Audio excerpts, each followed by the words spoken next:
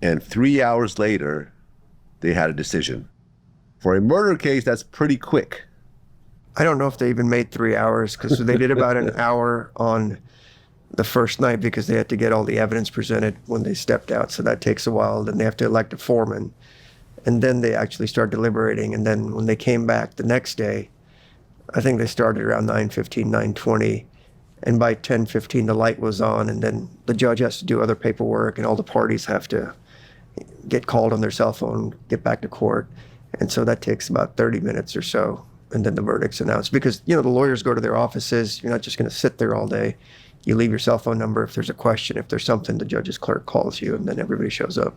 Right, because deliberations can go on for a week. Right, they could. And so when they call back, and I think it was like a little after 10 o'clock, they said, we have a verdict. I felt super good about it. I said, I did. You did not? No. Oh, you thought it was guilty? I felt the opposite. I'm not going to say I felt it was guilty, but normally from watching crime shows and shit like that on TV, when the jury comes back that quick, normally it's bad for the defendant. So when they came back so fast, I looked over at Manny. I'm like, Manny, is it good or bad? And he was like, calm down, calm down. I seen it go both ways. And so, I tried my best to calm down and went in there and, and stood up and received my not guilty verdict. I mean, leading up to them actually giving the verdict, was that like the scariest few minutes of your life? Vlad, because you're facing life. Vlad, I've been through a lot. I've been shot 7 times. You name it, I've been through it. That feeling of standing up, waiting on Judge Mitchell to announce the words that are going to determine the rest of my life, I wouldn't wish that feeling on nobody. Like, it's like indescribable. You can't even describe it, how you feel. It's almost like you go into I don't know, it's like a warp zone or something, and because I was standing there and I could hear, and but it was almost like I could see black around me, and but yeah, to answer your question, it was definitely the most scariest moments of my life. The judge read not guilty on all counts. How'd you guys react? Well, if you watch the verdict, the first not guilty, I gave no reaction because I knew I had 2 counts. So the first one meant nothing to me. If I got convicted on the second one, conspiracy still carried up to 40 years, which for me is still life. And so that's why you didn't see a reaction from me till after the second not guilty verdict. And when she said the second not guilty verdict, I was just happy as shit. I was, what I'm saying? Like, I can't even tell you, what I'm saying? I think I was more happy for my son than I was for me. Yeah. Well, Manny, you pretty much took this case on pro bono because Hernandez did not have the money to pay you, which you usually get paid. I don't mean to interrupt you right there. Go ahead. I did have some resources. I just didn't have all the resources. Right. To cover what this man here is worth. Right. You're talking about multiple lawyers. You're talking about, investigators, paralegals, all everything, the filings. All of that. I've gone through enough. Hotels. All of that. Yeah. You didn't have that type of money. Yeah, I did. Most people don't. Yeah, most people don't. If a person off the street. That's a $500,000 case here. Yeah, that's what I'm saying. About. Yeah. So is that about how much that case would have cost for a person off the street? Probably more for us because I had 4 lawyers on it, 2 investigators, paralegals. I mean, we shut our office down for about 3 months, at least 3 solid months at the end. We were working on it throughout, but there was just so many documents that we have to go through hand by hand. AI doesn't get it done for me.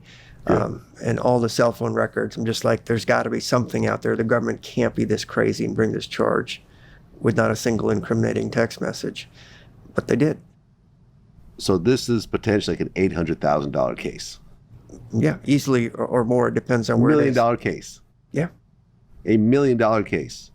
So a typical guy from Orange Mound who gets put in this type of situation and it's not tied to young Dolph and there's not a lawyer of your caliber that's willing to take that on his dime, really would have given that person almost no chance to beat that case. if you didn't do the work that we had to do to get through the records to find out, because as you saw, they really shaded the records very substantially. They would arbitrarily cut things off, and unless you know what you're looking for, you'd think, why would the police wouldn't do that? And that's what we had to do. And so the time and labor that was put into this thing was just tremendous. The lawyers that I had, Robert Wilson, Haley Haltiwanger, and Beth Noble, who's a third-year law student, just put their heart and soul into this thing. And, his family had called me. I get lots of calls for that kind of stuff. I said, we're a for-profit business. But because of his son and some of the other things, and looking, after I met with him and looking at the paperwork that we had, it just seemed wrong. And yes, it's high profile, but we've done no profile cases like that because it's all important. A life's a life in murder cases. And, there's lots of other people that pay us a lot of money, which allows me then to occasionally take a passion project, sort of like what this was. If you love designer fragrances, but not the hefty price tag, I'm excited to spotlight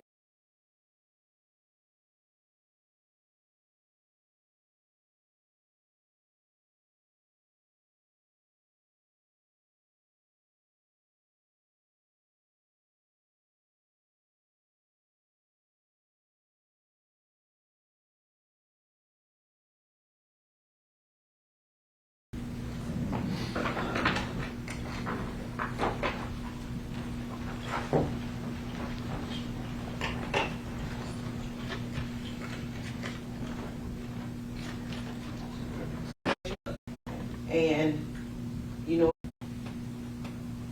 security, okay. And how long had you done security for Mr. Thorne? 7 years. What was Mr. Thorne's, you said he was a hip hop artist. Was he affiliated with a certain label? Yes, ma'am. What label was that? PRE. I'd like to fast forward a picture and see if you recognize this picture. No judgment.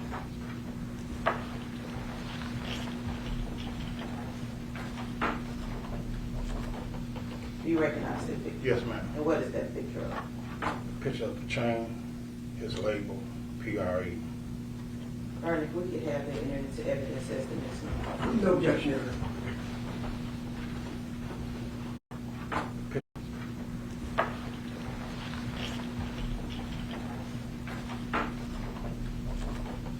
Do you recognize that picture? Yes, ma'am. And what is that picture of? Picture of the chain, his label, PRE. Ern, if we could have that entered into evidence as the next one. No objection. This is a charm that's of the 3 letters PRE. We'll mark this as exhibit 2 to the trial.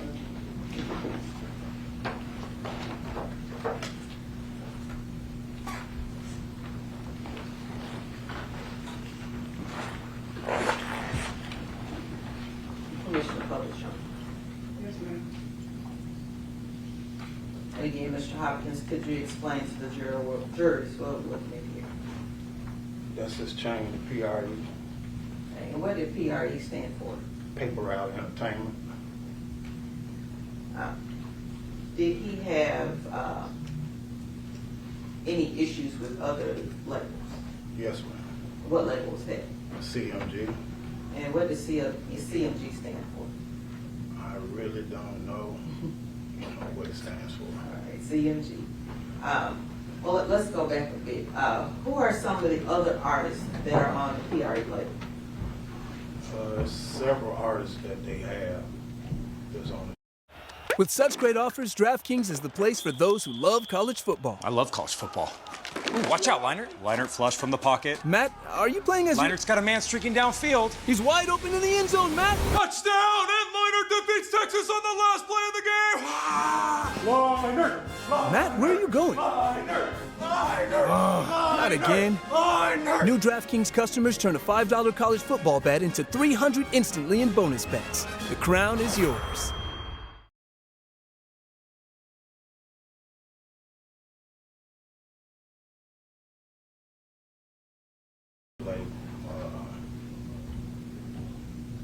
guy named Kenny, a guy named Wu? Yeah. Okay. He just had a lot of different artists on his label. Okay. And would Wu be the same person as Paper Route Wu? Yeah. And the label you mentioned, CMG, that he had conflict with, that Mr. Thorne had conflict with. Who are some of the artists on that label, if you're familiar? The only one that I knew of was Yo Gotti. And there were conflicts, is that correct? Yes. But what was the origin of that conflict? Really about music. You know, maybe a diss song here or there. Did CMG ever at any point want Mr. Thorne, professionally known as Young Dolph, is that right? Yes, ma'am. Did they ever want Young Dolph to sign to their label? Yes, ma'am. Would that be the beginning of their issue? Could have been. I Okay. wouldn't know. Did Mr. Thorne or Young Dolph ever sign to their label? No, ma'am. He's had his own label, PRE, is that correct? Yes, ma'am. Okay. Were there any acts of violence between these individuals, PRE and CMG? Yes, ma'am. Was that before or after you became involved as the bodyguard? It was after. Okay. Tell us about the first one that you remember, the first incident that you remember. The first incident I remember was in 2015. And I'm asking you to speak up as well. It was in 2015. We was in Charlotte. We were sitting in the Sprinter. We had just went upstairs. There was two more individuals that was in the Sprinter, came running up saying the Sprinter just got shot up. When you say Sprinter, that's like Sprinter van. Sprinter van. Yes, ma'am. You were where now? I was upstairs. No, what city, I'm sorry? Oh, it was in Charlotte. In Charlotte. Yes, ma'am. So the Sprinter van was shot up. Yes, Was Mr. Thorne in the van at that point? no, ma'am. Where was he at? We was upstairs. But you had just gotten out of the Sprinter van? Yes, ma'am. And did you learn of anyone who was responsible for this shooting? They said something on the news, but really don't know who actually done What was the next incident that you recall? it. Next incident was in 2017 in Charlotte. And it was again in, you said Charlotte? Charlotte, yes, So ma'am. Charlotte twice? Yes, ma'am. Okay, tell us about that incident. I wasn't there, but from what I known, that his SUV got shot up. And who are you saying he? What he? Young Dolph. Young Dolph's Yes, SUV. yes, Young Dolph SUV got shot up. And was he hurt? No, ma'am. Was there another incident? Or do you know who was responsible for that? No, ma'am. I don't. There was another incident. What was the next incident? 2018 in Los Angeles, California. Were you present for that? No, ma'am. Did you learn about what happened? Yes, ma'am. Could you tell us about what you learned? I was at a baseball game. Somebody called me and said, Young Dolph just got shot in California. And that's how I heard about that. And did you then go to California? Yes, ma'am. I went there the next morning. Okay. Do you know who was possibly responsible for that incident? No, I don't. Let's fast forward to 2021. Let's actually fast forward to November 2021. Did Young Dolph have an event or something big going on during November 2021? Yes, ma'am. Every November, he would do a turkey drive for the community. And explain us what you mean by turkey drive. He would go to several communities and give out turkeys. And would he do this personally? Yes. Did he also have members of his label there as well? Yes, ma'am. In November of 2021, was he in Memphis doing that? He was in Memphis, but he didn't participate in the turkey drives. Is there any particular reason why he did not participate in the turkey drive? He just told me he had other stuff he had to do. He wanted to make sure his artists was doing what they supposed to do. And so how many of these different turkey drives would there be? Before. Before? Yes, ma'am. Would they be all on one day, or would they be spread out? They be spread out. It was Monday, Tuesday, Wednesday, and Friday. And is this around a certain time? Is it, I mean, you mentioned turkeys. I always think of turkeys and Thanksgiving. Was this around Thanksgiving? It was the week before Thanksgiving. So, you mentioned about him being in town. Did he live in Memphis? Did Young Dolph live here? No, ma'am. Okay. So was he visiting that week? And he came in because of the turkey drive. When did you last hear from Young Dolph? I last heard from Young Dolph, it was that Tuesday evening, about 7 o'clock, I seen 7 o'clock, a.m. or p.m.? p.m. You saw him? Yes,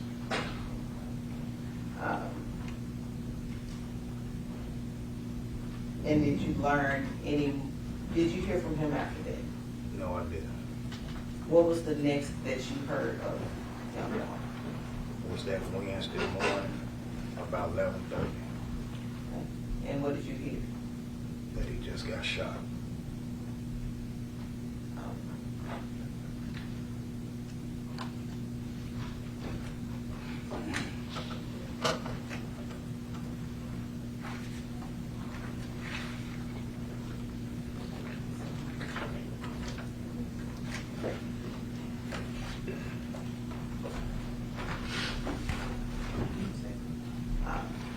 Have you previously reviewed video from that incident? Yes, ma'am. Probably passport or flash drive?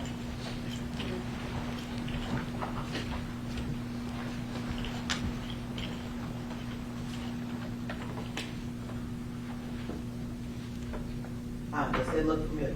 Yes, ma'am. And what is that of? It's a flash drive with clips of video outside Makitas. All right, could you open it in an envelope and see if that is the flash drive you previously reviewed? Yes, ma'am. And what did that flash drive, how do you know that was a flash drive you used? Because I got my initials on here, RH. And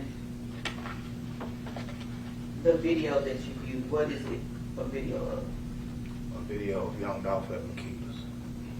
Your Honor, if we could have that enter into evidence as the next number. No objection, Your Honor. This is an envelope with a flash drive on the inside. The envelope is labeled flash drive with clips of video inside, outside, and keys. We'll mark this as exhibit 3 to this trial.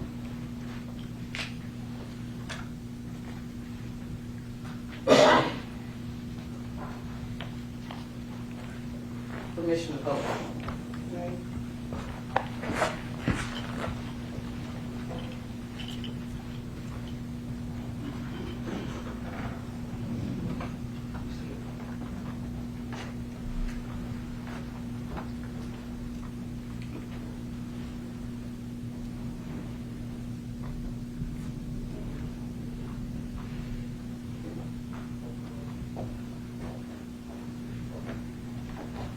Take that off.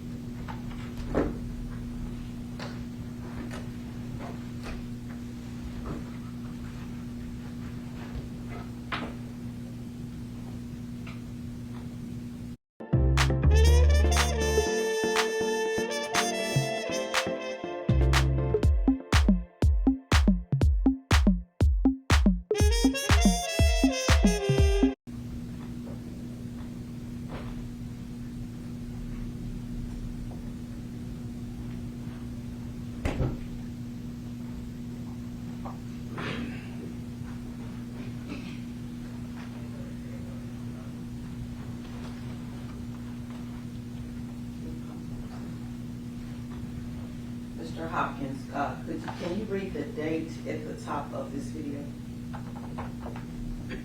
November 17th.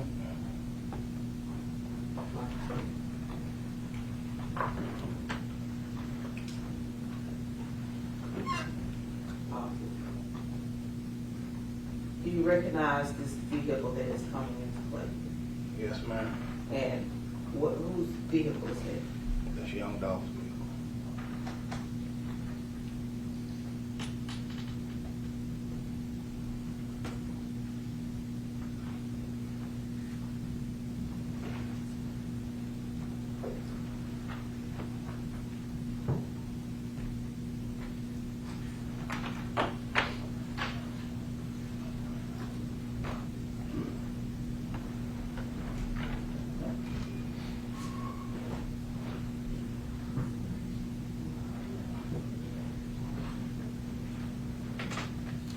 We could pause the video right here. Mr. Hopkins, do you recognize the individual in the the video right here? Yes, ma'am. And who is the person in the video? That's Young Dolph.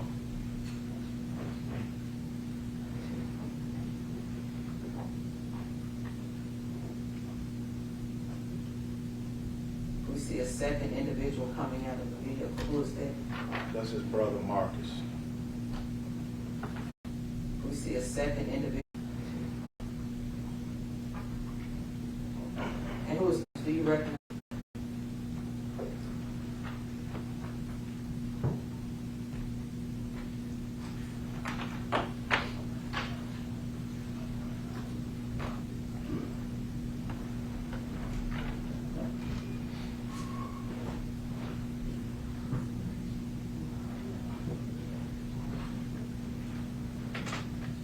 We could pause the video right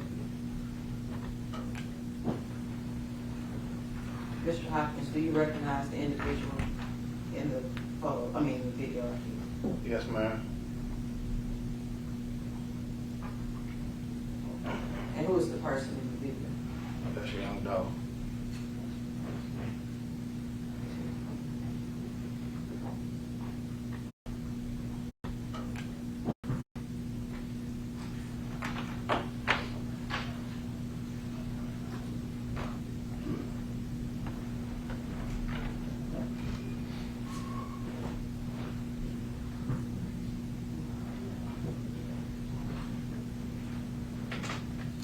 We could pause the video right here. Mr. Hopkins, do you recognize the individual in the the video right here? Yes, ma'am. And who is the person in the video? That's Young Dolph.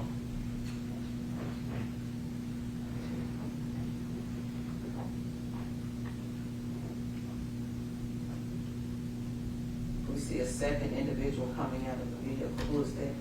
That's his brother Marcus.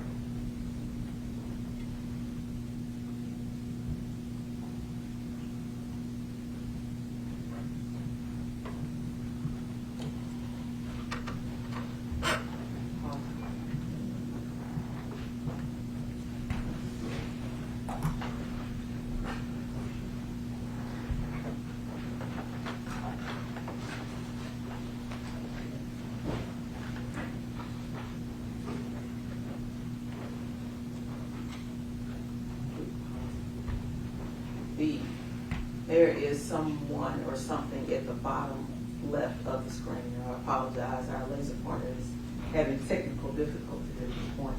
But who is or what is that at the bottom left of the screen?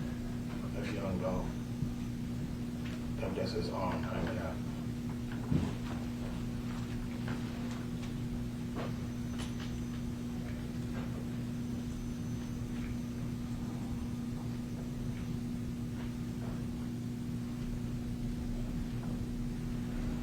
This is who you're referring to. Yes, ma'am. And this is Marcus who you're referring to, is that correct? Yes, ma'am.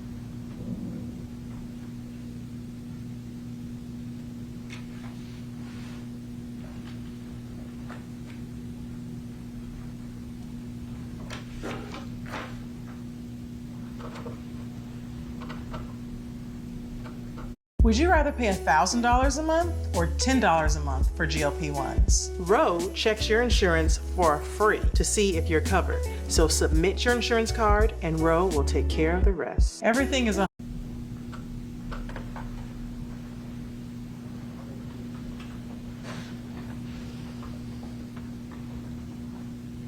like to now play what you've identified, Chris identifies a video on the inside of the Lakitas cookies.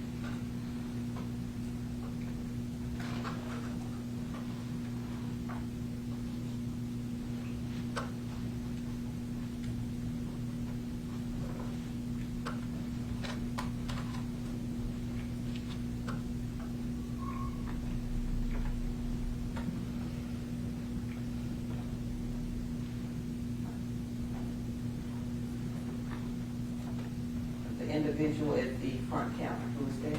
That's Young Dolph. And there's an individual behind him, who is that? That's his brother Marcus.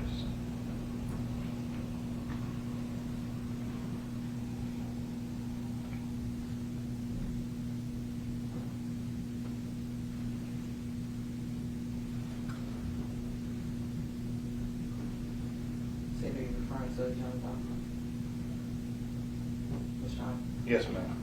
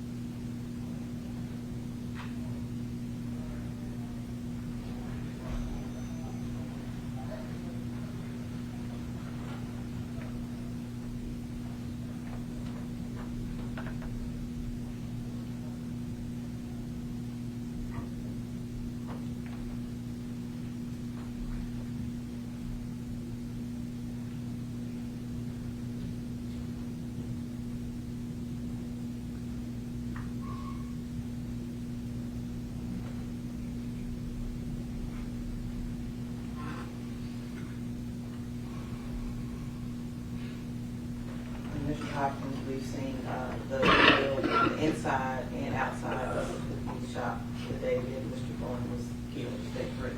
Yes, ma'am. You were not with him that day. No, ma'am. Why were you not with him that day? He had me doing other things. He wanted me to be with the other artists.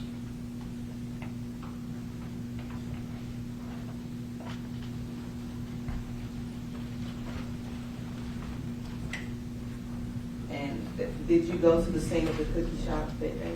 Yes, ma'am. Is there a location here in Shelby County? Yes, ma'am. Oh, that's You're crazy, bro.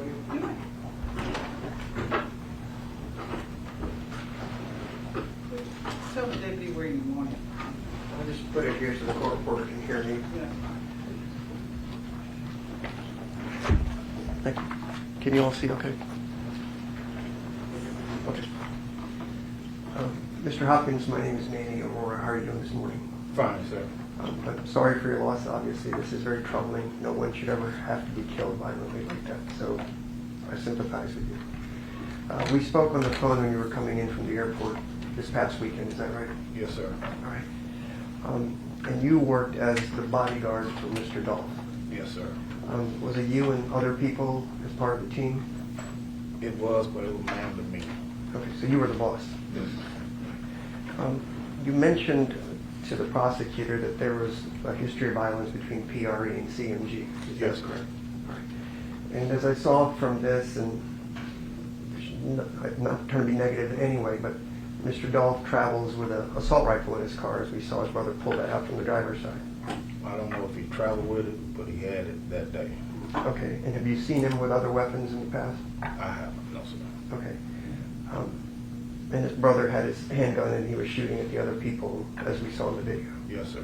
And then he pulled out the assault rifle from the, I guess, the driver's side and shot some more at the people. Yes, sir. With regards to the violence that goes back and forth between these two music groups, you personally know of at least 3 attempts on Dolph's life: 2016, 2015, 2017, and 2018. Is that right? Yes, sir. Okay. And so he needed security, obviously. I mean, there's lots of problems going on here. Yes, sir. All right. And with regards to coming to Memphis on the week before Thanksgiving, Mr. Dolph didn't live in Memphis anymore, right? No, sir. How long before this incident had he moved away from Memphis? Maybe 4 or 5 years. All right. And was that, a lot of it I think we've talked about is for safety reasons, because it's pretty violent here as far as between the PRE and the CMG. Yes, sir. So it's known that his life is in danger when he's here and he needs bodyguards, things like that. Yes. All right. One of the phrases I've heard, have you ever heard of the phrase spin the block? No, I haven't. Okay. And with regards to him coming here the week before Thanksgiving, he wasn't going to participate in the turkey drives. He was here to help out his artists. Yes, sir. Okay.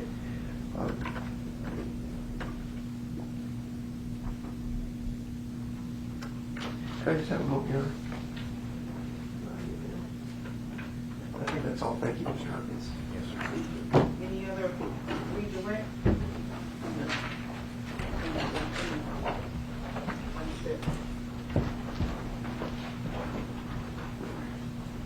Lawyers can't approach.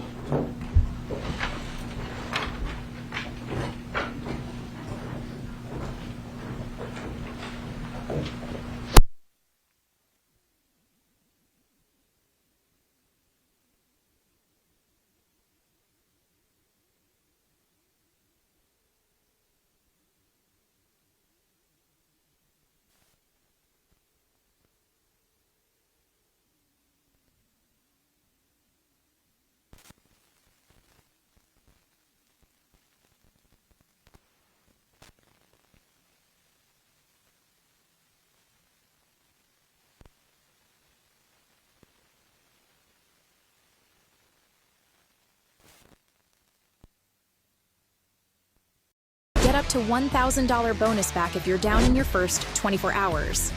With your favorite games just a click away, the fun never ends. Play.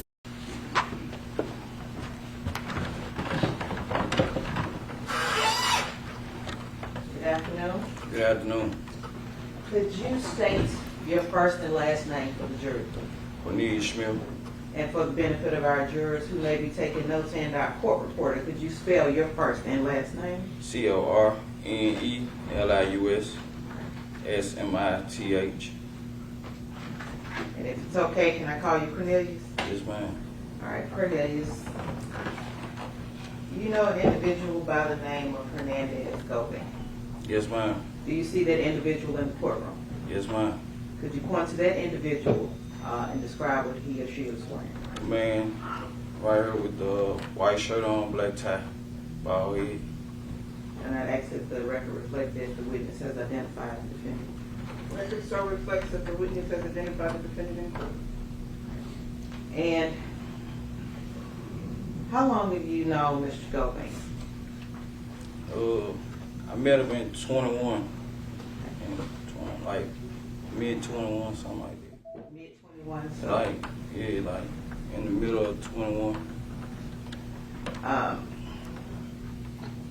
When you met him, under what circumstances were you meeting him? I met him through an individual named Bobby, buy pills at the time. I was just buying pills from him. And would that be Bobby Carter? Yes, ma'am. And you were buying pills from Mr. Gobin? Yes, ma'am. And what kind of pills were you buying from Mr. Gobin? Ecstasy and sometimes Percocet pills, oxycodone. Would you say, why were you buying pills from him? Because I popped pills. I was popping pills at the time. Okay. That was my drug pills. Did you have a particular reason why you were popping pills? I had a lot of stress going on or whatever, and it was on and off thing anyway, but then I was just back on. Was there a particular incident that caused you to start? I had lost my son in 2020, in March of 2020, and I just went back on. You had been on them before? Yes, ma'am, I had been on them before. And he at some point stopped? Stopped, and after your son got killed, I stopped at pop. And through that course you got to know Mr. Gobin? Yes, ma'am. Where would you meet Mr. Gobin? At first, Bobby started going to get the pills from him, and then, one particular day, Bobby didn't want to go, so, I went and got something from him myself. Okay, and where was that at? At his home, on Bradley Street, I believe, So was that, how did you know this where he was? Because I used to be right across the street at Bobby's house, you know what I'm saying, from his house.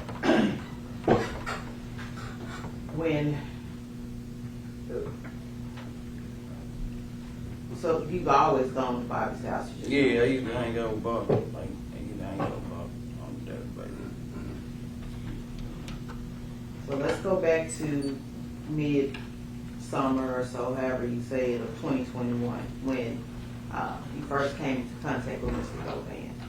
At what point did the situation change from you, or did it change from you buying pills from him to something else?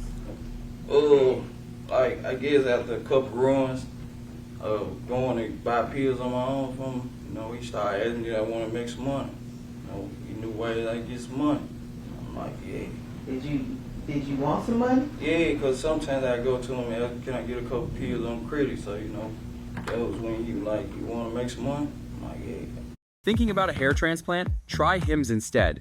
It contains both finasteride and minoxidil, clinically proven ingredients to regrow your hair in 3 to 6 months. Finasteride blocks DHT, a hormone that causes... And why did you need money? Were you working at the time? Yeah, nah, not really. I wasn't just working like that. I couldn't just keep a job with a pill habit like that. I ain't gonna lie like that. Okay. So you wanted money. What did you want money for? A lot of different reasons. Make sure my children were straight, pop me a couple pills, make sure I was good. A lot of different reasons. And how many children did you have at the time? I had 5. I got 5 now, but I had 6. You had 6 altogether. But Yeah, it was after my son got killed. I had 5. Okay. And who is the mother of those kids? Letitia Jackson.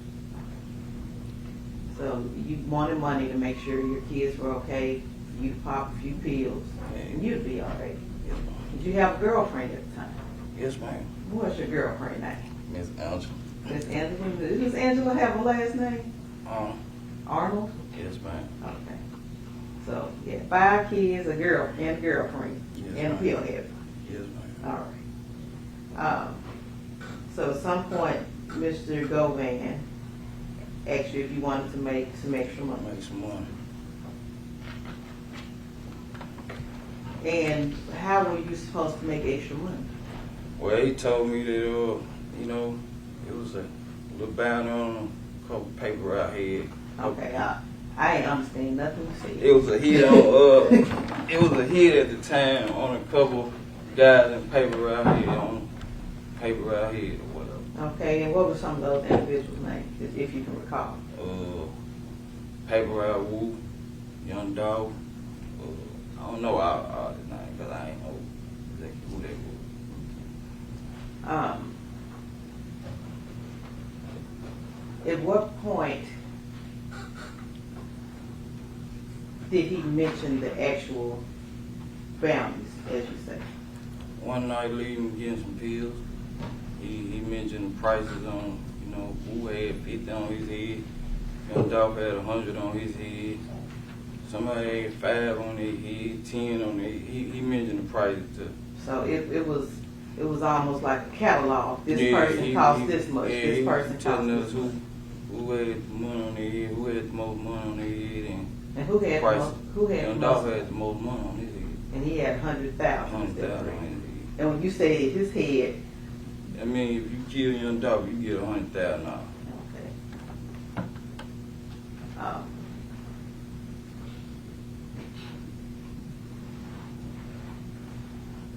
At some point, you will testify that about the shooting of Young Dog. Is that correct?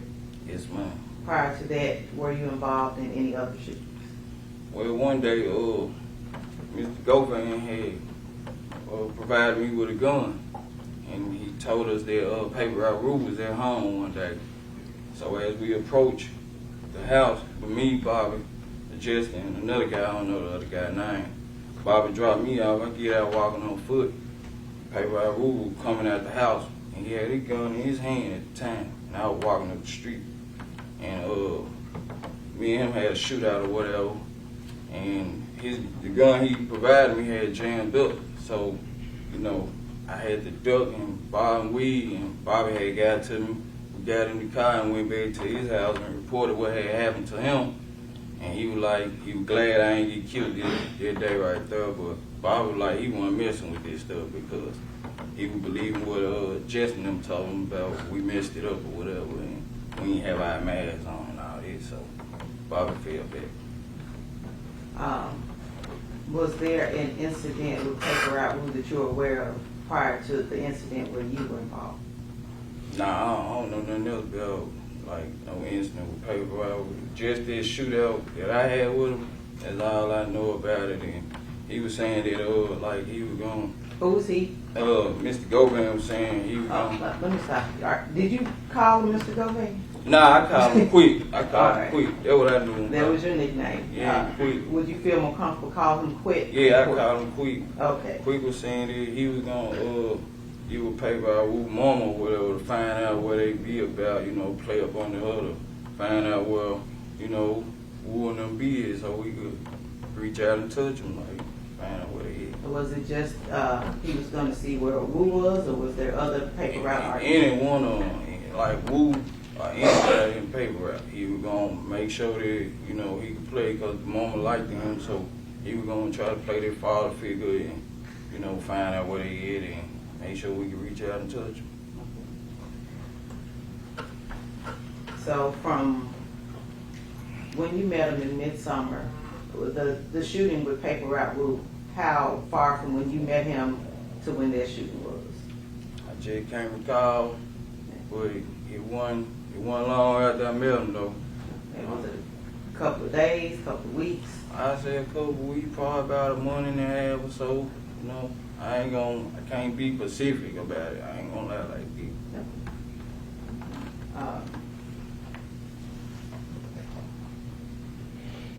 ESPN Bet is made for sports fans. Getting cooked in fantasy? Get your roster right in the app.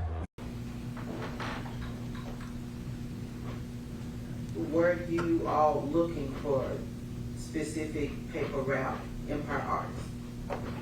Yeah, we were looking for whoever we could find. So, you know, at the time like on certain days or what, like we were doing whatever we can. You know what I'm saying? In regards to the bounty, were there other conversations about the bounty? Well, after that incident with Paper Route Wood or whatever, and the gun jammed up, like I think probably the next day I pulled up over Quick House or whatever and to buy some pills.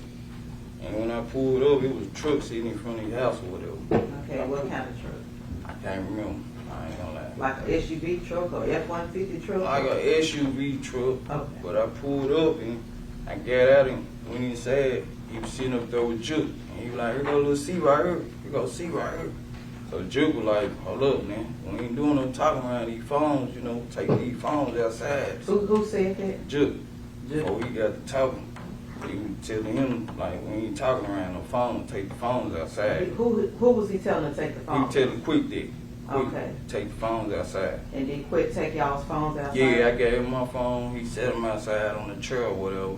And came back in and was like, yeah, this little C right here, this was the one that, you know what I'm saying, shot your woo.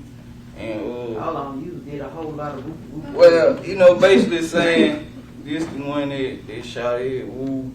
And this one of the ones that I got to, you know what I'm saying, that I got on the business too. And Juke basically like nodding his head like, y'all gonna get y'all money, y'all handle y'all business, you know what I'm saying? Y'all gonna get y'all money. What was person you decided to describe as Quick? What was Quick saying? He was just letting him know that, you know, I was one of the ones that he got on the business, that he had to put the work in or whatever. Okay.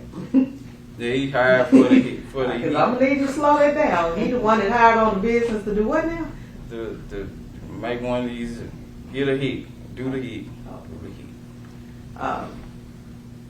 I'd like to pass you a photograph.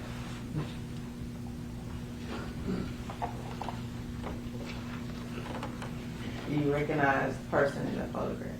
It is Quick and Big Juke. Okay. Your Honor, if we could have that photograph entered into evidence as the next number to see.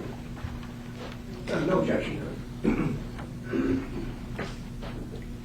This is a picture of two gentlemen with white shirts, t-shirts on that's been described by the witness as Quick and Big Joe. We'll mark this as exhibit. Your Honor, before we publish, I would simply just ask if you have a time frame with this photo as far as authentication goes. Sure, let me mark it first. Mark this as exhibit 4 for this hearing.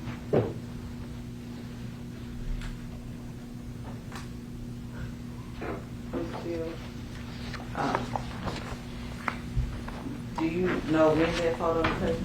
Nah, I don't know nothing about that photo. I don't know when it was taken. That photo simply identifies the people you've described as Quick Quick and Juke. Juke, get fine. Any objection to No. permission to publish, Your Honor? Yes.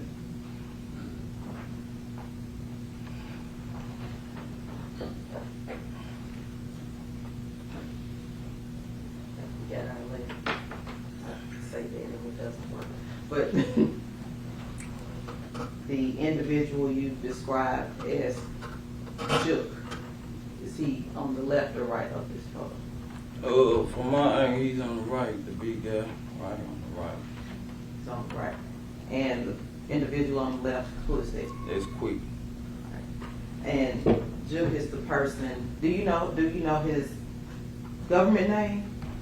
Nah, now since I've been locked up, Anthony Mills, since I've been locked up. And Quick, you know it's Hernandez Govan, is that correct? Hernandez Govan. At some point, I'm sure you all exchange phone numbers. Me and Quick. Okay. I never had Juke number. You never had Juke's number? Nah, I never had no contact with Juke, like how to get in touch with Juke. So any conversation about bounties went through Govan, is that correct? Govan the one that did all the talking. Okay. What name was Quick's saved into your phone? I hit it up on the bro. Bro? Okay. And how many different phone numbers did you have? He had 2 different numbers. But they were both under your phone, Ms. Brooks. Bro. All right, so at some point, there was more information given, I guess, about the bounties. Is that correct? Yeah, about the bounties. It was coming close to Thanksgiving or whatever. All right, well, let's back up. Let's get back to sometime before it starts to get cool. Go back. Was there another individual that was brought into this? Justin who? Johnson. Okay, and how did you meet Justin Johnson? I met him through Quick as well. At what point did you meet him through Quick? Like around the time we did that, they hit on paper at Woo. When we went and shot at him, like that was like my first initial meet with him around that time.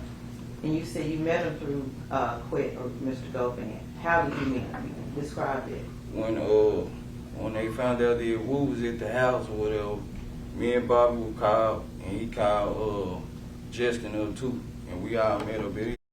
Ever since I started ordering Tempo by Home Chef, it's been an absolute game changer for me during the week. I get their fully prepared meals delivered to my door, and with so many choices every week, it's easy to maintain my healthy lifestyle. Plus, their meals are chef-crafted, so I never have to sacrifice quality when I need a quick bite. And did I mention they cook in just 3 minutes? So when I need something delicious and House. And who's he? Quick House. We all met up at Quick House, and me and Bobby jumped in one vehicle, and Justin and another guy jumped in another vehicle. But he was putting you all together. Yeah, Quick put all us together. Okay, you didn't know Justin before this day? No, ma'am. Never seen him? Never seen him, never met him, I knew nothing about him. All right, so some point we'll get to November, but what was your interaction with Justin over the course from when you met him? After we did that and the gun jammed over paper out Woo, Justin then went back and told Quick that me and Bobby so-called messed it up or whatever. So, Quick was like, y'all had y'all masks on. Justin them told him we ain't have our masks on. I ain't have my mask. Govan knew that this was going on, and he asked you to have a mask. He the one gave me the gun to go out there. And he asked you to have a mask on. Right. He asked me that. Okay. And he was saying, like, Justin was telling him that we messed it up or whatever, and that's when Bobby was like, he ain't doing nothing with nobody, he ain't getting involved in it or whatever, because Quick believe everything Justin them say, and, at that time, Quick basically was telling me, like, get with Johnson them, get with Justin them, and you know what I'm saying, handle the big, you want to get this money. Since Bobby acting like he acting, you know what I'm saying? I don't know what you said. Since Bobby acting like he acting, he told me to get with Justin and them, since Bobby had pulled out of it. Oh, Govan told you to get with Justin? Yeah, Quick told me to get with Justin. Okay. And what reason was he telling you to get with Justin? So we go find one of the around any artists to get this money, and.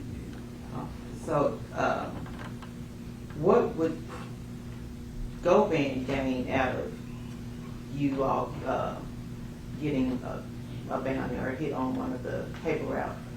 He was getting a cut out of it. He supposed to got $10,000 for me.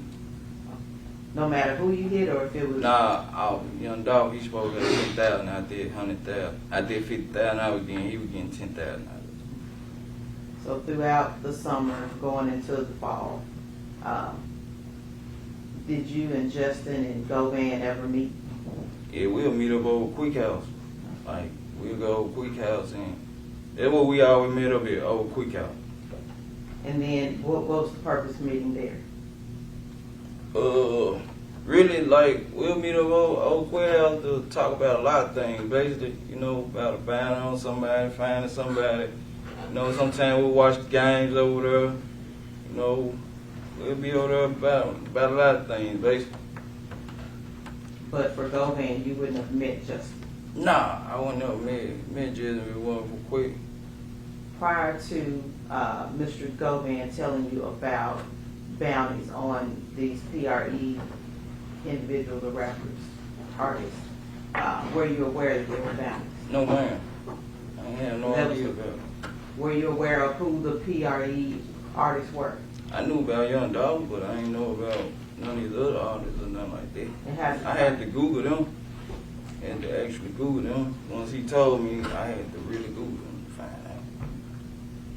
out. So there will be, like throughout the summer, you all will meet and he will talk about the bounty. Talk about the bounty on them. And first we like, man, I was thinking to myself, it's impossible to get Young Dolph, you know what I'm saying? Like, in fact, you know, Young Dolph. But, you know, I was thinking to myself, that was impossible. So, you know, I had to Google the other guys to see who they were. Oh, fast forward. Let's get to November. Look, it's the week before Thanksgiving. What was going on with He was telling us, you know, they got turkey. Who was he?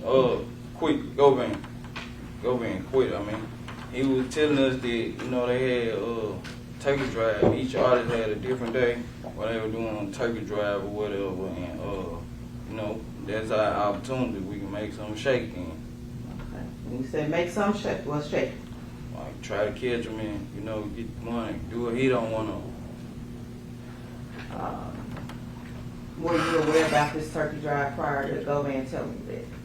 Nah, cause I don't know nothing about what paper rap do, so nah, I wasn't.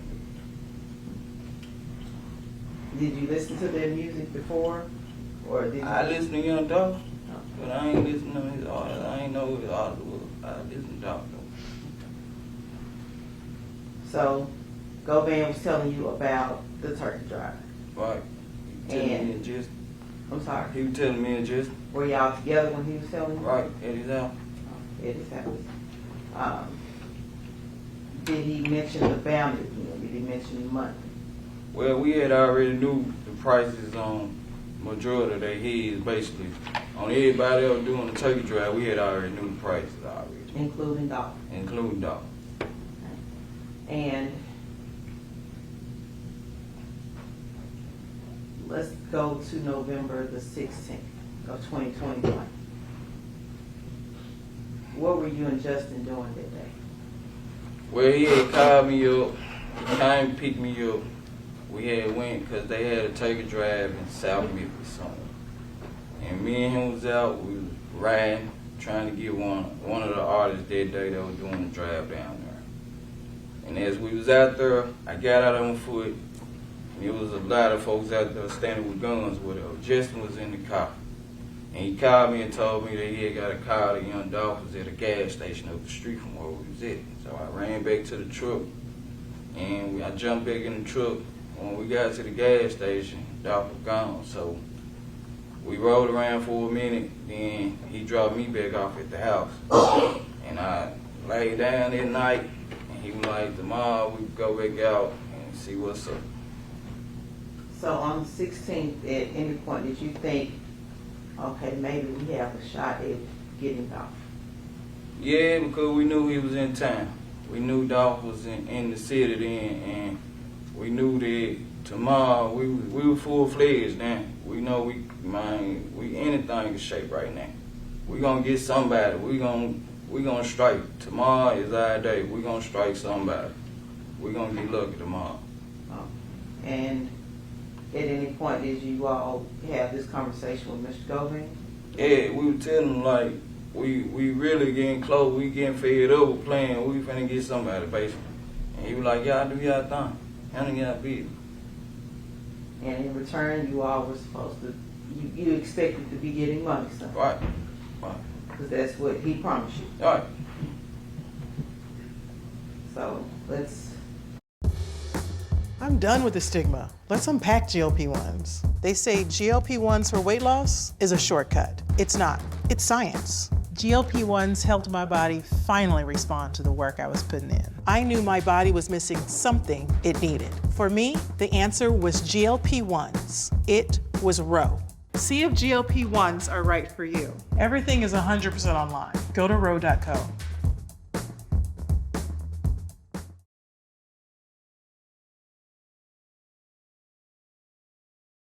Looks like my kid stole my phone and spent $40. Doritos, Snickers, headphones, confetti cannon. Oh, Jack, where are you? Well, let me ask you also, one of those, Justin, what did he do for a living? He was a rapper. At any point, did you all participate in a music video or anything? Yeah, I was called by Mr. Govain to be in the video because I don't know Justin and like that. So I was in the video, but I didn't want to be in it, so I put a mask on my face. And when was this video shot?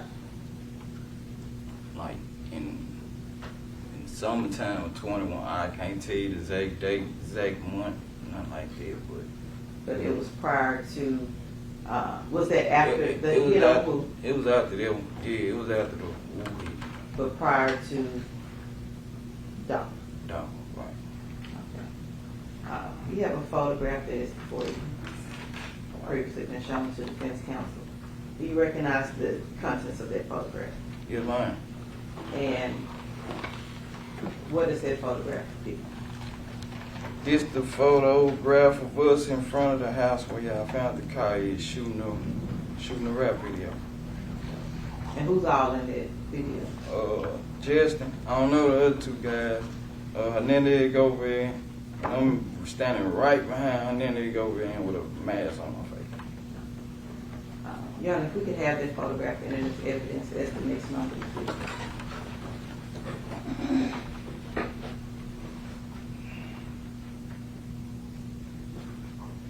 So this is a photograph with 5 individuals in the picture. Mr. Govain with a cap on. The witness describes himself standing behind Govain with a mask on.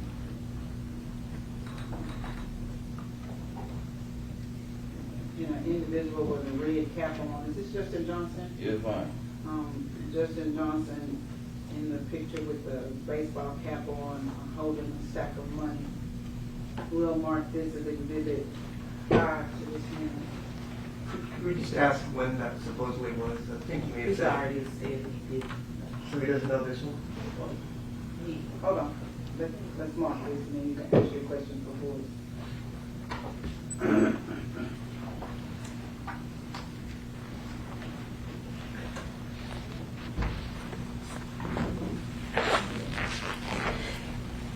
You want to ask questions?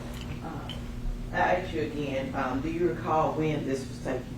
Or the video, excuse me, the photograph that you were just looking at, not this one, but the one you just handed to the... That was the video. I don't know what month it was. I don't know like exact time it was, but I know it was sometime. It was after the paper I will be. That's all I can say about it. And no. Your Honor, who published the picture? Yes. Could you describe for the jury what we're looking at here? There's the video shoot of us at the house across the street from Quick House, across the street from Hernandez Govain house. Who is this individual? I don't know him. Who is this? It's Justin Johnson. Who is this individual? I don't know who that is. Who is this? That's Hernandez Govain. And who is this individual? It's me right there. Why did you have a mask on?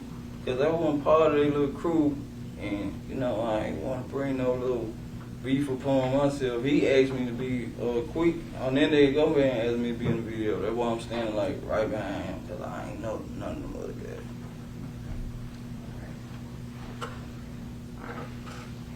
So we're gonna, I know I'm doing some time warping. So this was summertime. We're gonna go back to November, at this point, November 17th, right?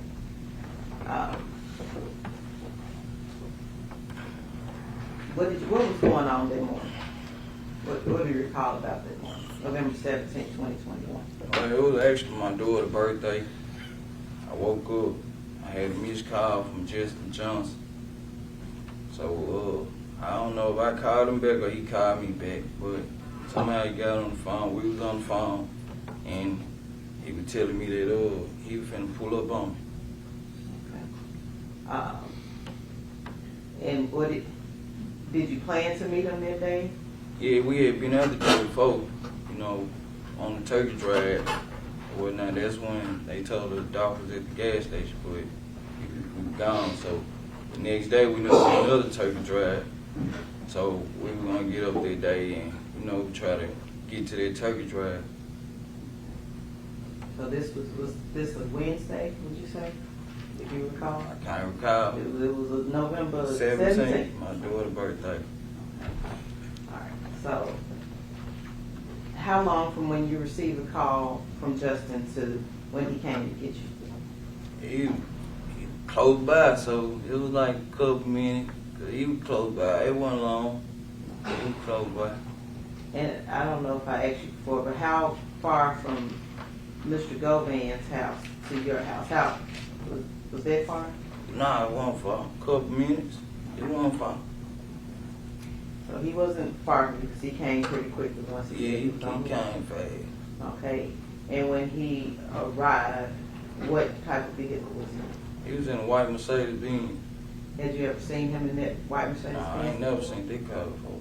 What car would you normally see him In an SUV, like a white truck or something. in? And did you ask him why he had this? I ain't asked no questions. I ain't gonna lie. I ain't asked no questions. I just jumped on in there because I knew we was on a mission.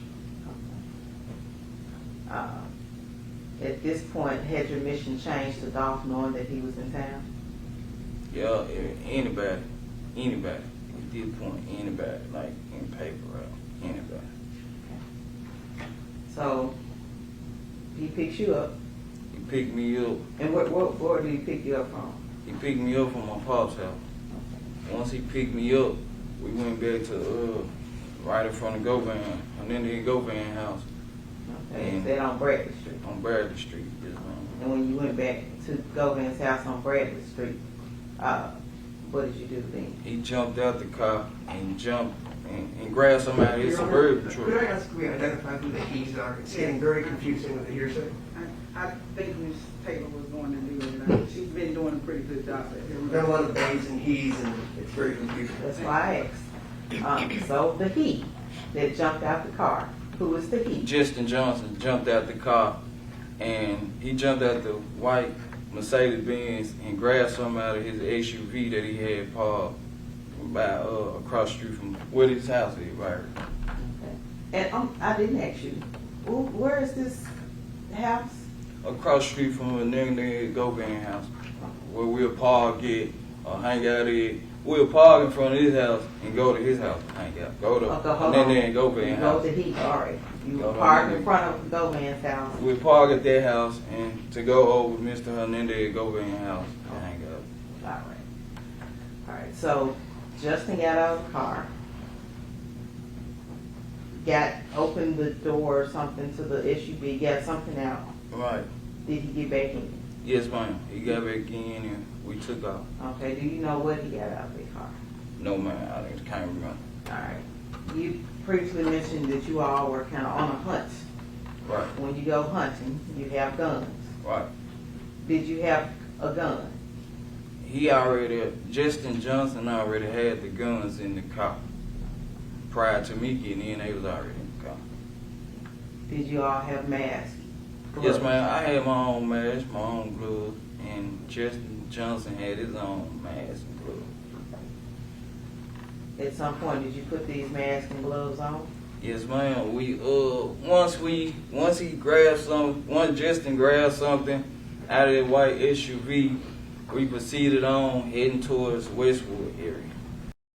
Experience the thrill with Playgun Lake, where every moment counts and gigantic jackpots await.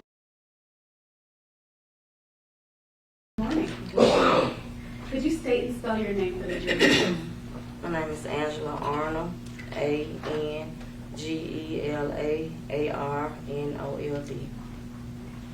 Ms. Arnold, are you familiar with someone named Cornelius Smith? Yes. How are you familiar with him? Dating, my boyfriend. How long have you been with Ms. Smith? Since 2016. Okay. And were you dating him in 2021? Do you know an individual by the name of Hernandez Govan? I don't know him, but I've seen him. If you I were know look- of him. Okay, but you've seen him before? Yes. If you could look around the courtroom and tell us if you see him here today, Yes. could you point him out and identify him for the record, please? In a gray shirt with the gray tie. For the record, she's identified Mr. Govan in court. Thank you. Ms. Arnold, if you could remove your gun. Thank you. And how are you familiar, or where have you seen Mr. Govan? A couple of times riding with Cornelius over his house. Over whose house? Over Govan's house. Okay. So you and Cornelius Smith would go to Govan's house? I would ride with him, yes. Okay. Would you ever go inside? No, So how do you know it was Govan's house? because Cornelius told me. Did you see Govan outside the home? Yes, Okay. Do you know where this home is located? on Bradley Street, Okay. What area of town is that? Orange Mound. And on the times that you saw him at the home, did you ever speak to Mr. Govan? No, Have you ever spoken to Mr. Govan? no. And so did Mr. Smith ever tell you about discussions that he might have had with Mr. Govan? Yes. So what did he tell you? He said, something about a hit A hit on who? on Dolph. So Cornelius Smith told you that he talked about a Dolph hit with Hernandez Govan. Yes. Okay. So do you remember when Mr. Smith told you about that conversation? I can't remember the exact date. Was it in 2021? Okay.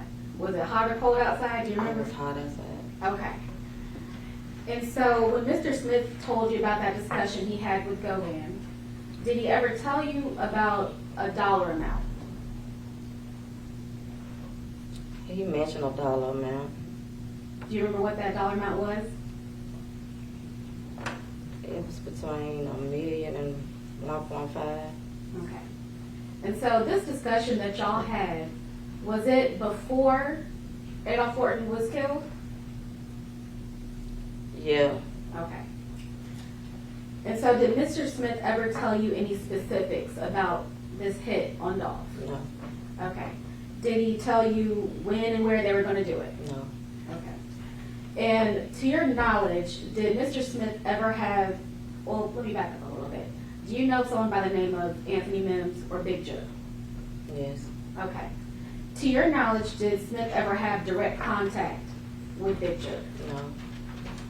So how would he, if he communicated at all with Big Joe, how did he do that?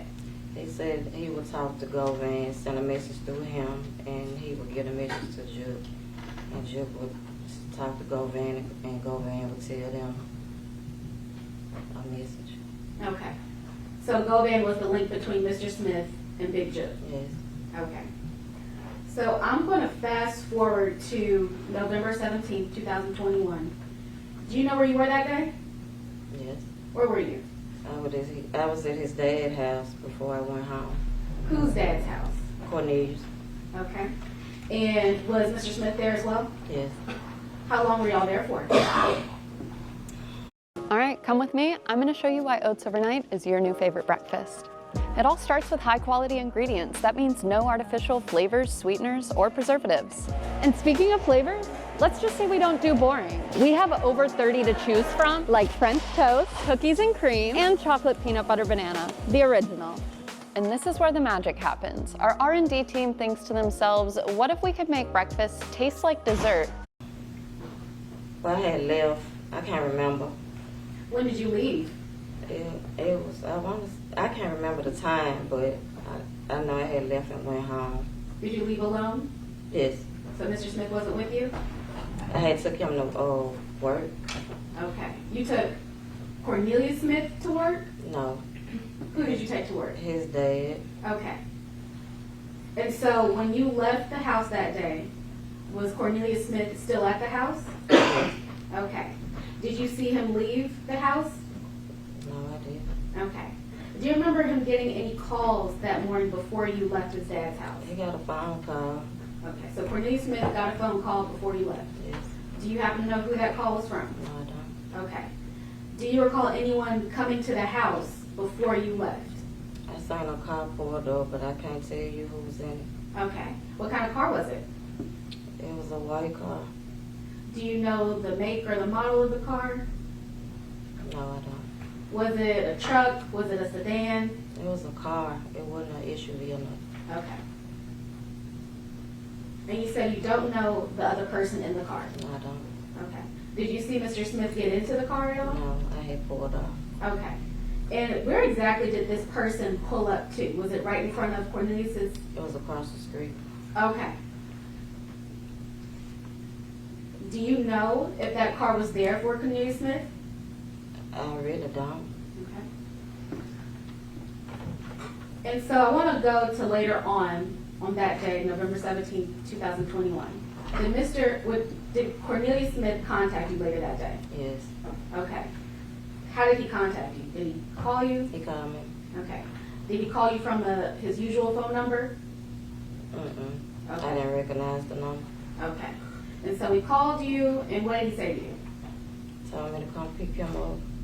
From where? 2 Lane Apartments. Okay. Have you ever been to 2 Lane Apartments before? No, I had. Okay. So he told you where he was. Mm-hmm. Did you go and pick him up? Yes. Okay. And when you picked him up, what kind of car were you driving? My car? Yeah. I had a Chevy Trax. What color was it? Like a dark gray. Okay. I'm going to show you what has been previously marked as Exhibit 6, the video.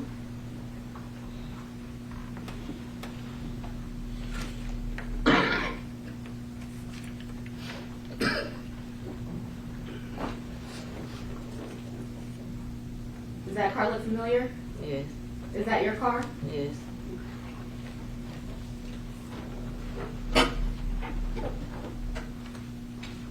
And who were you waiting on at that point? Cornelius.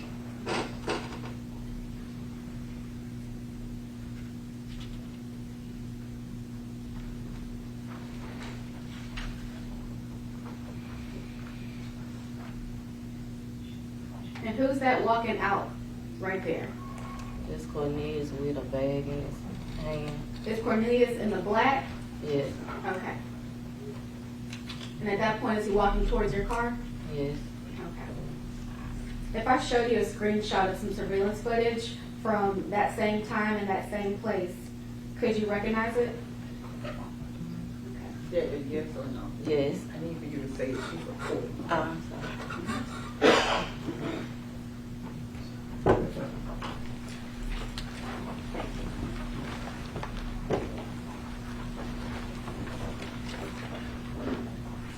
Up in the top left corner of that picture, right on the edge, do you see Cornelius Smith? Yes. Okay, and do you see your car? Yes. Your Honor, we ask this photo to be entered as the next number exhibit. No objection.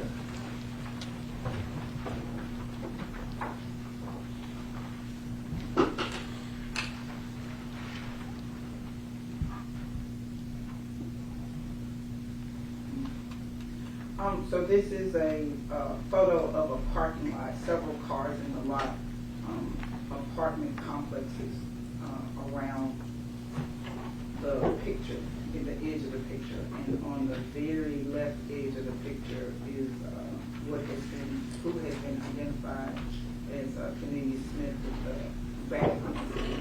We'll mark this as Exhibit 7.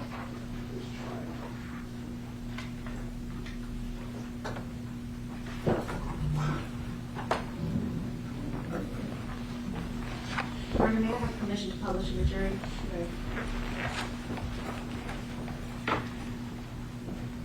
So, Ms. Arnold, I'm actually going to give you this pointer. And this very first button, if you could use it to kind of circle where Cornelius Smith is and where your car is. The very first button, the top one. You might not be able to do it through this screen. You want to step down, step right there and see if you can point at it. Be careful.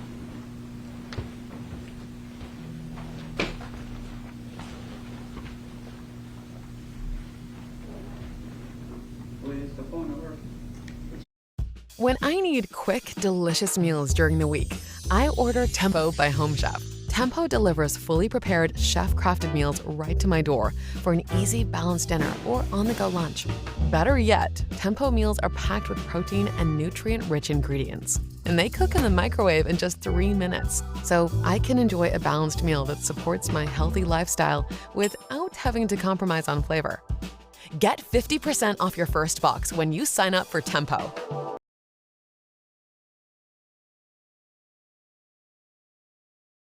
Watch my snoring disappear in one night. My wife couldn't believe it was that easy. I tried these popular snoring solutions so you don't have to, and there's only one that worked.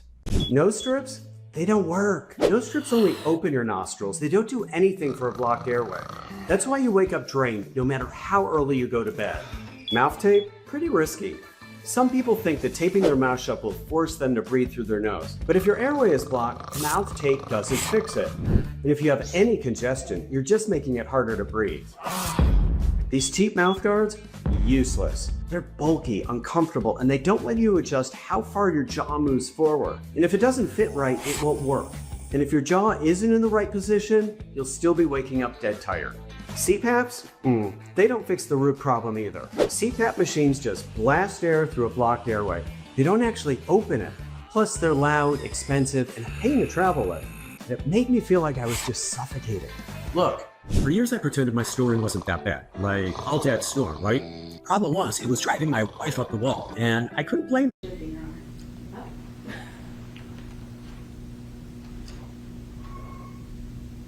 That's the top of it. You have to ask them. Miss, let me see if it's working. Give it back to. Yeah. Where's the Yep. There it is. You just have to hold it. Okay.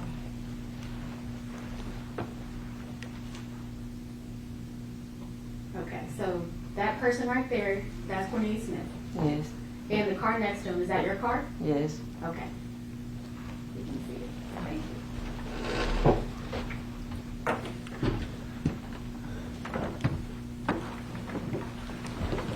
Thank you. So, Mr. Smith, he got in your car, correct? Yes. Okay. When he got into your car, did he talk to you at all? Yeah. What did he tell you? He been hit. So he got shot? Mm-hmm. Okay. Do you know where he got shot at? In the shoulder. Did he tell you how he got shot? Yeah. So how did he tell you he got shot? He said he got shot when they went up there in Makita's cookies, and he said they were shooting it off, and when he got back to the car, someone shot back at them, and he got shot in the shoulder. Okay. Did he tell you anything else about that incident?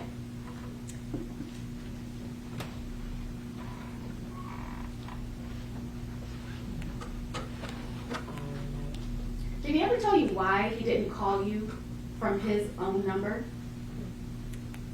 He said that he put his phone in the car. In which car? The Mercedes. Okay. Did he tell you where the car was? No, he didn't tell me where it was. Okay. Well, did he try to get his phone back? Yes. How do you know that? He told me we need to go up there and get his phone out the car, and he got in touch with GoVan, and we went up the pressure wire. Okay. So he got in touch with GoVan. Did he use your phone to do that? I can't remember. Okay. So one way or another, he got in touch with GoVan. Yes. Okay. And when y'all left 2 Lane Apartments, where did y'all go? It's a pressure wire. Did y'all immediately go to Pressure World, or did y'all make a stop beforehand? Well, we stopped at the gas station across the street. He gave him a cigarette.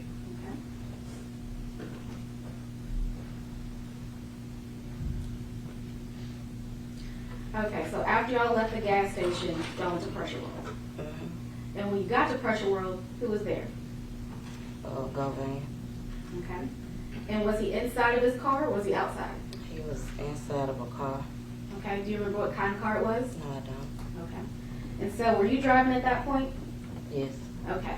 So you parked the car, and did Cornelius stay in the car, or did he get out? He got out and went back there where he was. Govan got out of the car and they walked to the back and they was talking. I didn't hear the conversation because I was in my car. Okay. So you didn't hear anything? No. Did you ever speak to Govan at all? No. But you saw him at the car wash that day? Yes. Okay. Did you see Mr. Govan give Mr. Smith anything? I did. Okay. And after this, did you and Mr. Smith leave? Yeah. Where did y'all go? He was just riding around. Okay. Did y'all ever stop at any point? Yeah, we went to AutoZone. Okay. So was it that same day that y'all went to AutoZone? Yeah. Okay. So why did y'all go to AutoZone? To get a car cover. So did Smith tell you that you needed a car cover? No, the car cover was supposed to be for the cover of the car that I guess they used. Okay.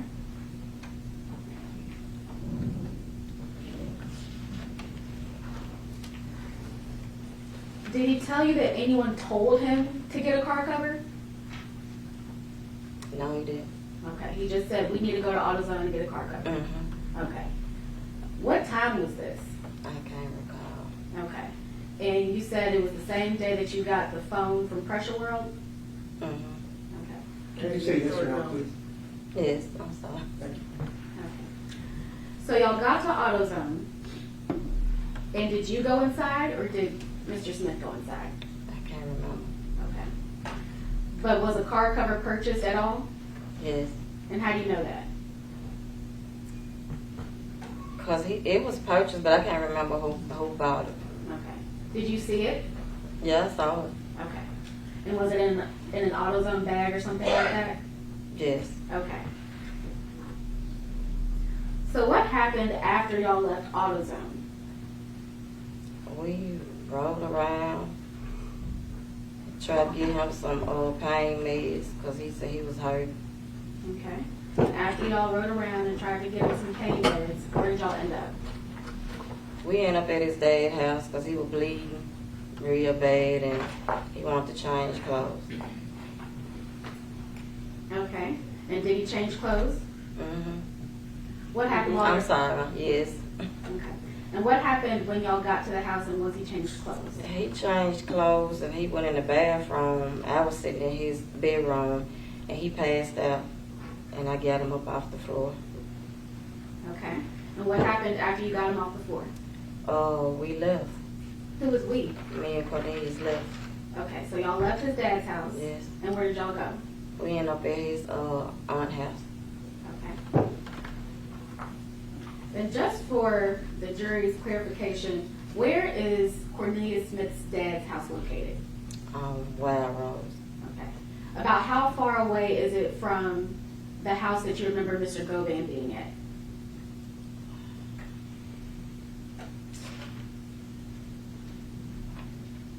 It's not far.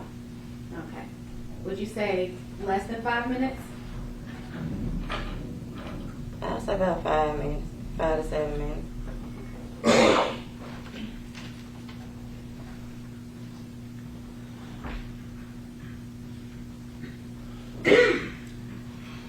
So I'm going to ask another question. So was there ever a time where during this time, did Mr. Smith ever ask you to drop him off and spin the block and then come back and get him?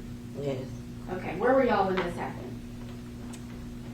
That day, it was dark outside, and he wanted to wipe. He said, "Wipe the prints." He thought his fingerprints was on the car. He wanted to wipe his prints off the car.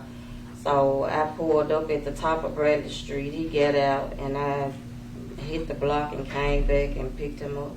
Okay, and you said this was nighttime. Yes. And when was what? Do you remember what day this was? I don't. Okay. Was it before or after you got the car covered?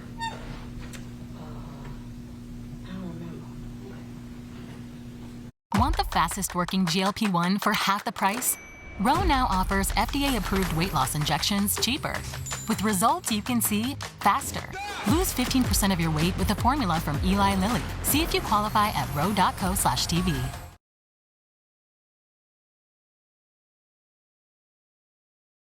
Don't shower again until you've seen the disgusting truth about your water pipes. This dermatologist from New York just discovered how to transform your skin and hair with a simple shower head. And big water filter companies are furious. She created a device that purifies your shower water, making your skin softer and your hair shinier in just a few showers. Plus, it cuts your water bill by 30%.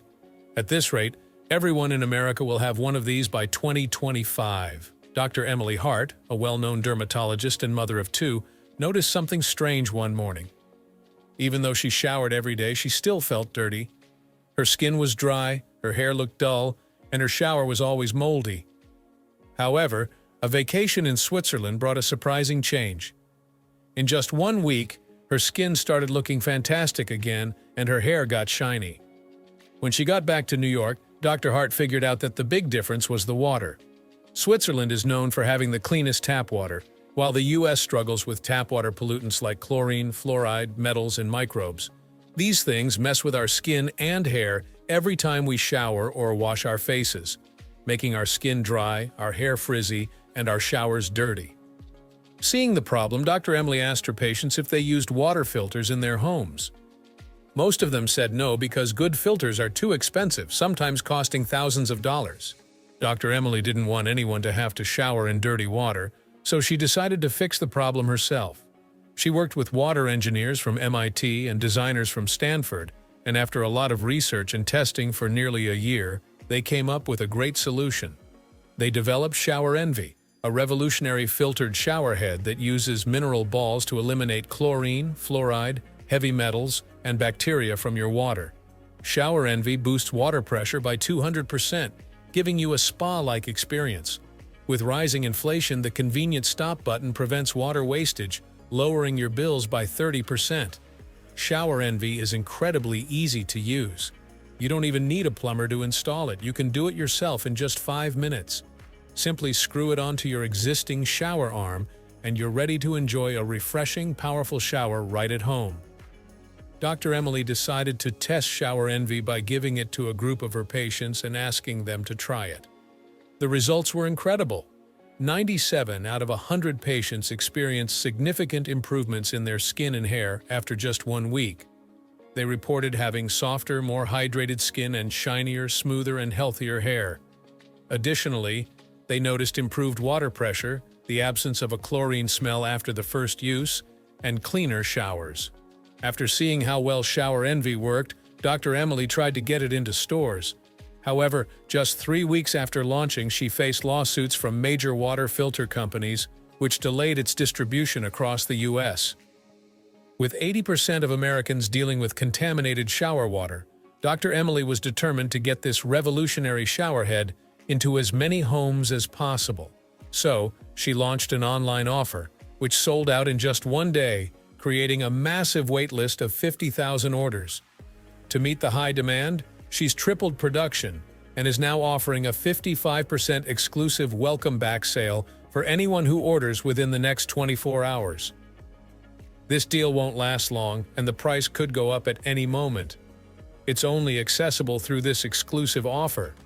Giant water filter corporations could take it down at any time because they are losing money. Don't miss out on the chance to upgrade your shower experience and enjoy the noticeable benefits. Want my advice? Grab yours now before this super low price is gone. Click the link on this video to visit the official website and order with 55% off. But hurry, stocks are limited.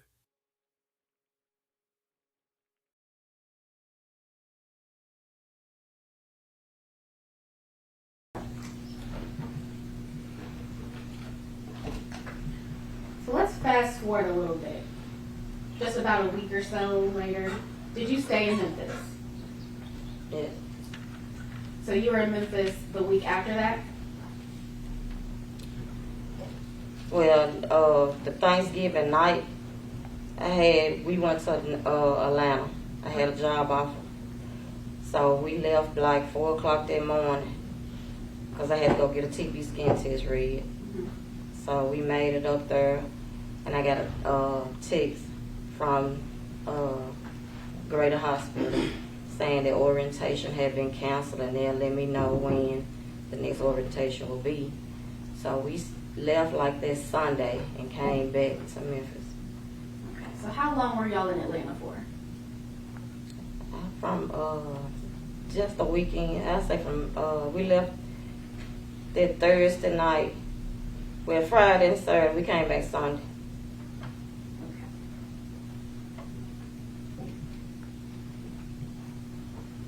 Okay, so I'm gonna fast forward a little bit into December. Did Mr. Smith ever say that he talked to Govan after the murder? Did he ever tell you that he ran into Govan after the murder? Yes. Okay, when did he tell you that? He said he was going to get. He was in South Memphis going to get some pills, and he ran into him in traffic. He blew the horn. Govan turned around, made a U-turn, and got behind him. He said they got out, and Govan was like, "I've been looking for you. You good? You all right?" And he said, "Yeah, I'm good." He said, Govan was like, "I don't know what you done heard, but I ain't said nothing. I ain't said nothing, but we gonna get this money." And he said something about going to Privé. Then he gonna make sure that he get his money. So, the next day, after this run-in with Mr. Govan in the street, did you see Mr. Smith? Mm-hmm. Where did you see him? He picked me up from work. We was together. Okay. And where did y'all go after he picked you up from work? We went over his own house. Okay. When was the last day that you remember actually seeing Mr. Smith? Well, the day that he got picked up, I had a job interview at the airport. I took my grandkids to school. I went to my job interview. We left the job interview. It was his daughter's birthday. He wanted to take her some cupcakes or something, so he had to talk to her mom to make sure it was okay. We went to the school. She called to verify that it would be okay. Who is she? Shay, his baby mom. Okay. So we left there. We went to Kroger, got some cupcakes and stuff, and he dropped me off at work. Okay. And that was the last time you remember seeing him? Mm-hmm. Okay. And to your knowledge, was he arrested that day? Yes. He left me stranded at work. I didn't realize he had got locked up until the next day, because I was stranded at work. He was in my car. He had my phone, so I had no way of calling him or anything. So the next day when I got up, my daughter took me over his baby mom's house, and that's when I found out that he had got arrested. Have you ever spoken to police about this whole situation? Yes. Did you speak to them multiple times? Twice. Okay. That first time, did you tell them everything that you told us today? Yeah. The first Some time? Some of it. I held back some information. Okay. The first time. So the second time I went down there, I told them everything. Because I told them I was scared for my family.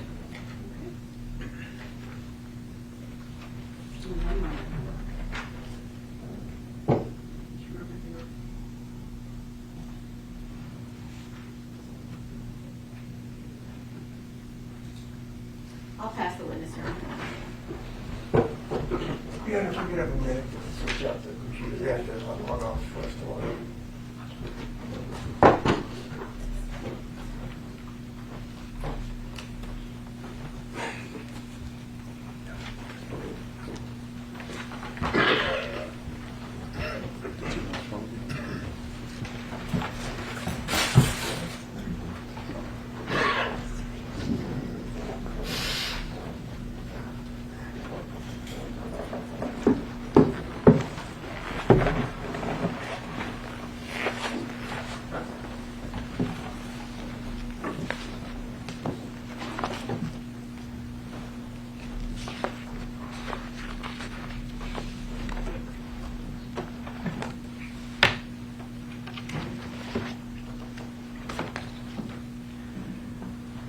Give me 1 second until we get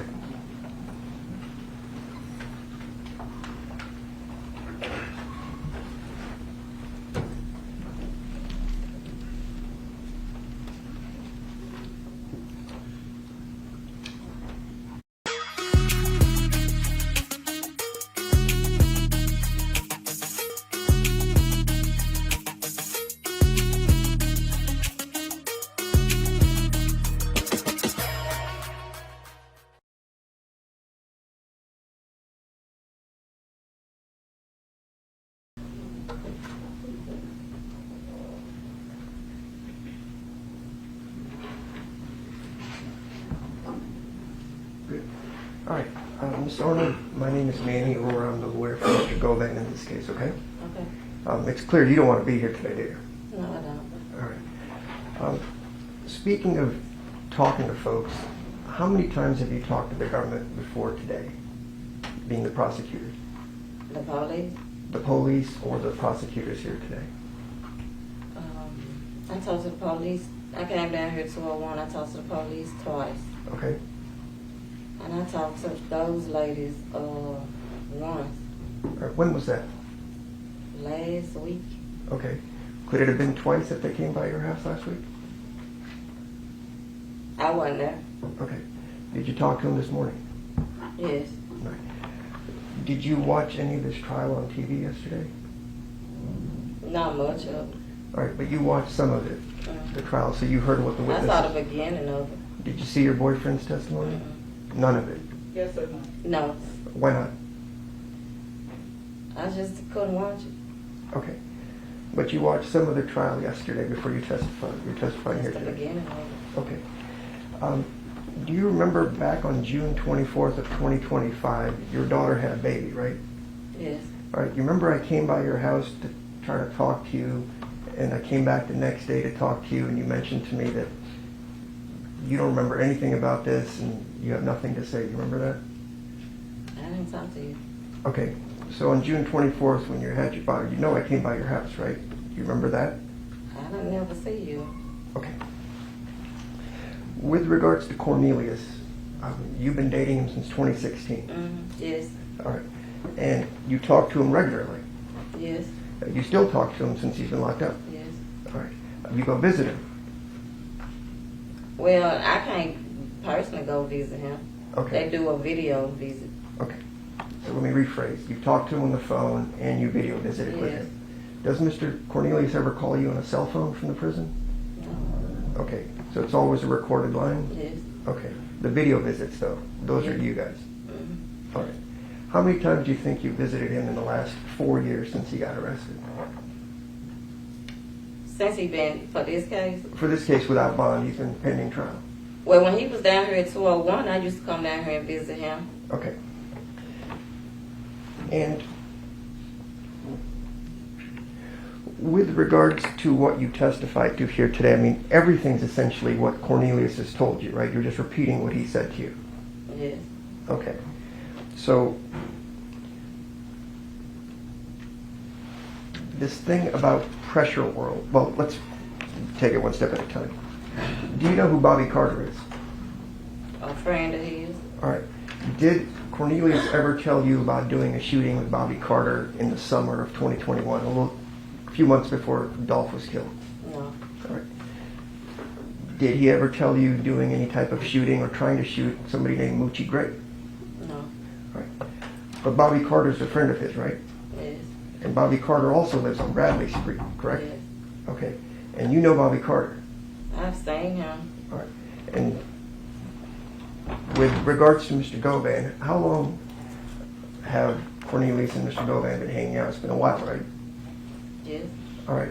So by a while, I mean, they've known each other for a long time. I would say. Okay. So you're not talking about a couple weeks or a month. He's known him for a while. He buys his pills from him. He hangs out at Bradley, right? Yes. All right. So I just want to make sure my definition of a while is the same as yours. So if I said I just met somebody a couple of weeks ago, that wouldn't be accurate. He's known Mr. Govan for a while. From my knowledge, for some months. Okay. And he would then go do pill sales with him. He'd go buy pills at his house. Yes. But he'd also buy pills from Bobby Carter. I'm not sure. When you talked to the police, do you remember telling them that Cornelius would buy pills from a street called Redbud on Redbud Street? Yes. Okay. Who lives on Redbud Street? I don't know the girl's name, but somebody he know and buy pills from. Okay. Did Cornelius ever tell you that Mr. Govan is a federal snitch? He said he heard something like that. All right. Was that before or after the shooting of Mr. Dolph? After.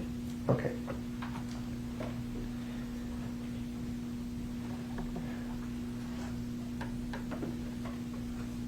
With regards to the Pressure World, you familiar with Pressure World? Yeah. You've been there a bunch, you recognize it? I ain't been there a bunch. How many times you been there? I don't never go there. I drive by there. Okay. Would you recognize it if I showed you some pictures of it? Yes. Okay.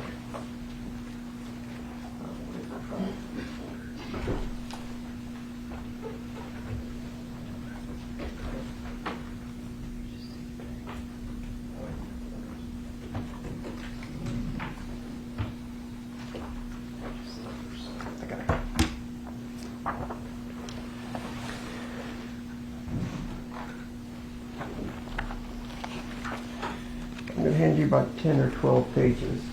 If you could just look through it and tell me if this is the pressure roll that you recognize.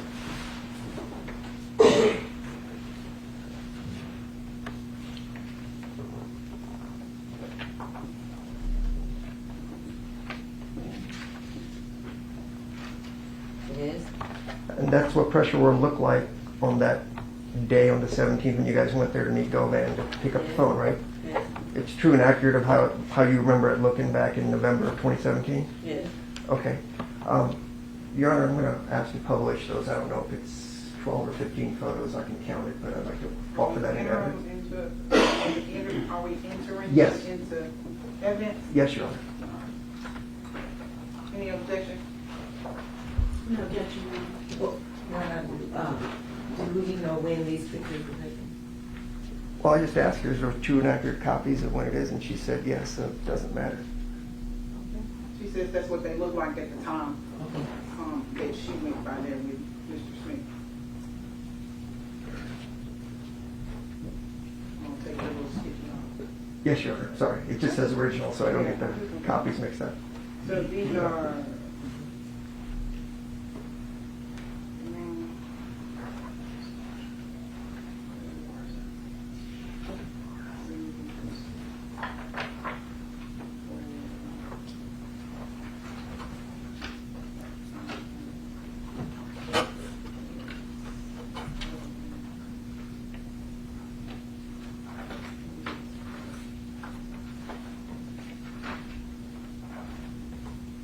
So are all of these necessary? Yes, Your Honor. I actually do have a point.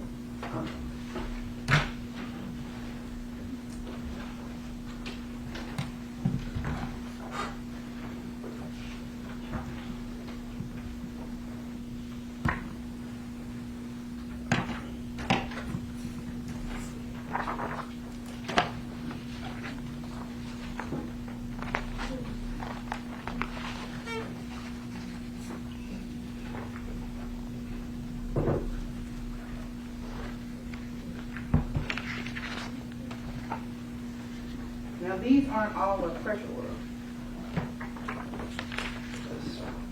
So look at the last four.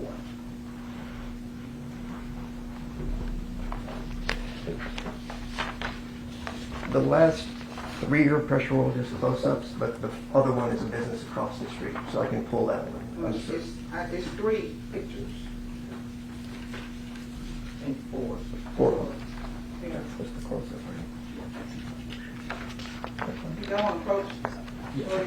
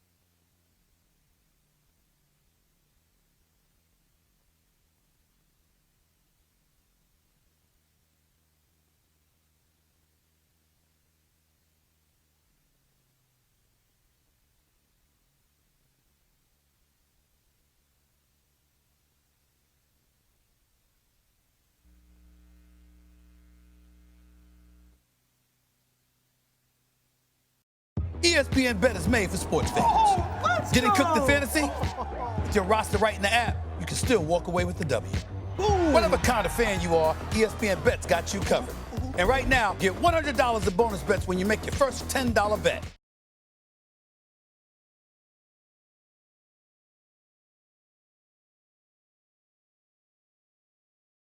Mr. Cornelius, my name is Manny Aurora. I'm the lawyer for Mr. Govan. Yes, sir. Have we ever spoken before? Nah, I've never spoken to you. Earlier today, about 10 o'clock, the jurors were excused for about an hour. Did you have to talk to your lawyer before you testified today? Nah, I asked to speak to my lawyer. Okay, did you talk to your lawyer? Nah, my lawyer out of town. All right, did you talk to one of his associates? Yes. And is she the one sitting in court right there still? Yes, ma'am. Yes, sir. All right, and during the course of that hour, did you talk to both the DAs one more time before you took the stand? This morning? Yes. Yes, sir. So in that hour break between 10 and 11, you talked to your lawyer about whatever, it's privileged, and then you talked to the DAs about your testimony. About my testimony? They would just ask me was I ready. Yeah. Okay. So let me get this straight. You're telling the truth here today, right? Yes, sir. All right, so why do we need to talk to your lawyer before you testify if you're telling the truth? Because when I came to court on the first, I didn't see my attorney. So I've been trying to talk to my attorney. Since I've been coming to court, I haven't saw my attorney one time. So I've been trying to talk to my attorney. All right, but your attorney's already negotiated a proffer settlement for you with regards to the government, right? No, he didn't. He didn't do that? No, he didn't tell me that I got nothing on the line or nothing. So I'm trying to ask what's going on. All right, so if your lawyer didn't tell you anything, you're totally on your own cooperating with the government, hoping you can negotiate some kind of deal with the government? No, I'm just keeping it real because they already know. Everybody else already made statements and told their part, so I'm telling the truth too. Okay. My point to you is before testifying here today, you asked to talk to your lawyer about whatever you talked about. Then the government lawyers went in and talked to you, and then you testified. I asked to talk to my lawyer because I haven't saw my lawyer since I've been coming to court, sir. Right, so I'm trying to ask you, what is there to talk about? You knew why you were coming here I'm before. trying to see what's going on, sir. Right, going on. As to why am I brought to Shelby County? You didn't know you were going to testify in a trial today? Yes, I did, but I'm trying to see what's up on my behalf, like me and him talking, like on our terms. Okay. And you know the ladies came and saw you at the jail a couple times, as you said, 2 or 3 times. 2 times. In the last week, right? Nah, they talked to me like last week, then like a week or 2 before that, and then just backed up 3 times and talked. And prior to that, you talked to an ADA named Hagerman about 5 times. You remember a tall white guy that's bald? Yeah, I remember Paul. Okay, and you talked to him about 5 or 6 times? I don't know, I can't tell you exactly how many times I talked to Mr. Paul, but I talked to him a few times. Okay. And to the police, you made at least 4 statements, if not more? Nah, I ain't made no 4 statements to no police. All right, did you talk to him in December after you got arrested? Yeah. Did you talk to him again at least in March of 2022 after you got arrested? I talked to Paul then. Okay, that's the prosecutor, right? Yeah. And he had the cops with him? Yeah. Okay. So you get arrested on December 9th. You're indicted on January 2022, just about a month later, right? Right. Then you have your lawyer and you go talk to Paul along with the other cops in March. Is that right? Right. Okay, and then you talk to him again after that, right? Yeah. You remember talking to federal prosecutors in August of 2022 and making a statement? I don't know who I was talking to, and I don't remember like what time it was, but okay. Yeah, I talked to him. All right. And you remember when you previously given statements, you acknowledged you lied to the police throughout this process, right? You denied everything. And I ain't say throughout the process. I didn't say that. Okay. When I first spoke to them, when I first got locked up December 9th, I was intoxicated. So, you know, I really didn't want to talk. Like, okay. So you are now telling me that on December 9th, the police illegally questioned you while you were drunk. They didn't wait for you to sober up. I didn't say they illegally pushed me. I said I was intoxicated. And I said I would talk to you, so, but I talked to them, I was intoxicated. Looks like my kid stole my phone and spent 40 bucks. Doritos, Snickers, headphones, Confetti cannon? Oh, Jack? Where are you? I'm not in the house! Oh my goodness.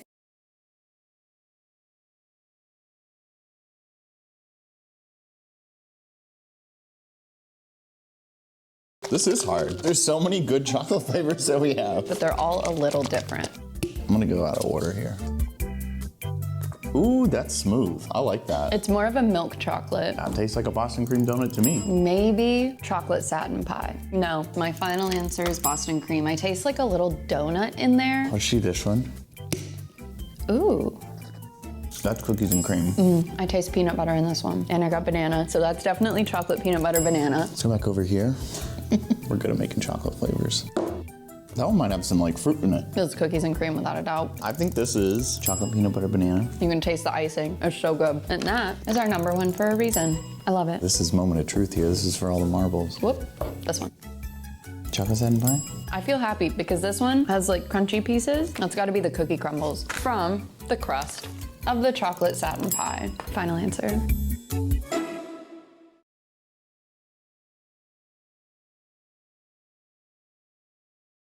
Okay.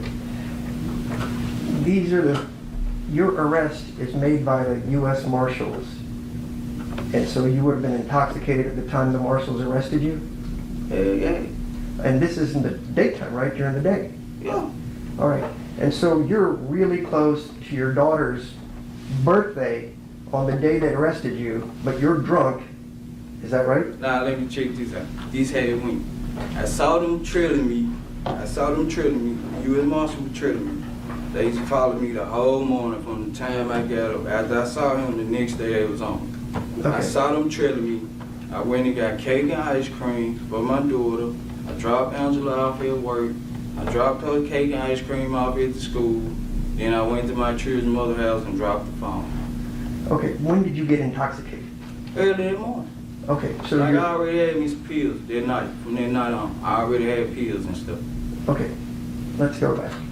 The night before you got arrested, let's just presume you got arrested on December 9th, 2021. You started taking pills that night. Yeah, I went to sleep, but I had me some pills to wake up on. All right, who did you get the pills from? Someone else. Okay, got a name? You don't remember, do you? Nah, I don't want to put that name out there. Well, we're telling the truth now, remember? Yeah, but It's all they open. not on trial though. They not in this. They ain't got no part. They just sold the pills. So I don't want to put. I ain't finna put their names out there. So you got some pills the night before, and you stayed intoxicated through the whole day, or did you drink some the next morning? You don't drink on pills. You don't drink alcohol with oxycodone. I ain't say nothing about drinking. I said I pop pills. That's my choice of drug. Okay, when people say intoxicated, maybe I misunderstand. I was under the influence. I'm gonna say that then. All right. Did you take pills in the morning to stay under the influence? Yeah, I woke up and popped me some more pills. I was shot already too. You know, I was shot too. I understand. So you took the pills, but even though you're intoxicated with the pills, you know enough to go to the grocery store to get cake, get balloons. Then in your intoxicated state, you go to your daughter's school. Apparently the teachers at the school don't mind you being intoxicated, so you drop off all the stuff for the party. Then you leave some more. You're not intoxicated enough to realize that the marshals have been following you all morning because you're sharp enough to figure that out. And then prior to them stopping you, you're smart enough to ditch the phone with your child's mother. That's what you're telling me under your intoxicated See, I've state. been taking them so long to where pills don't do me like they probably do you, and I could be aware as well. Right. And then after I saw the U.S. Marshals on me, I did go to a Family Dollar and get some Tylenol PMs and took some of them too. Okay. All right, so let's go back to the story for the day. You get up, you pop some pills, you go to the grocery store, you go to the school, then you see the marshals. Instead of being worried about the marshals following you, they just leave you alone. You go to the Family Dollar to go buy headache pills. They ain't just leave me alone. They were trailing me trying to see exactly where I was going, what I was doing. They were tracking me the whole time. From the time I got Why didn't they just stop you if they saw you? And you're clearly wanted. Objection, you're on the cause for speculation. They stopped you near your child's mother's house, right? No, they stopped me in Mississippi. I put them on a little, I left. I just put them on a little trail. They ain't put no lights on me till I got in Mississippi. Okay, so you Was it a high-speed chase, or you just Nah, kept I going? don't know how speed chase, because as soon as they put South Haven police behind me, and South Haven police put their lights on me, I pulled over, and the marshal was right there.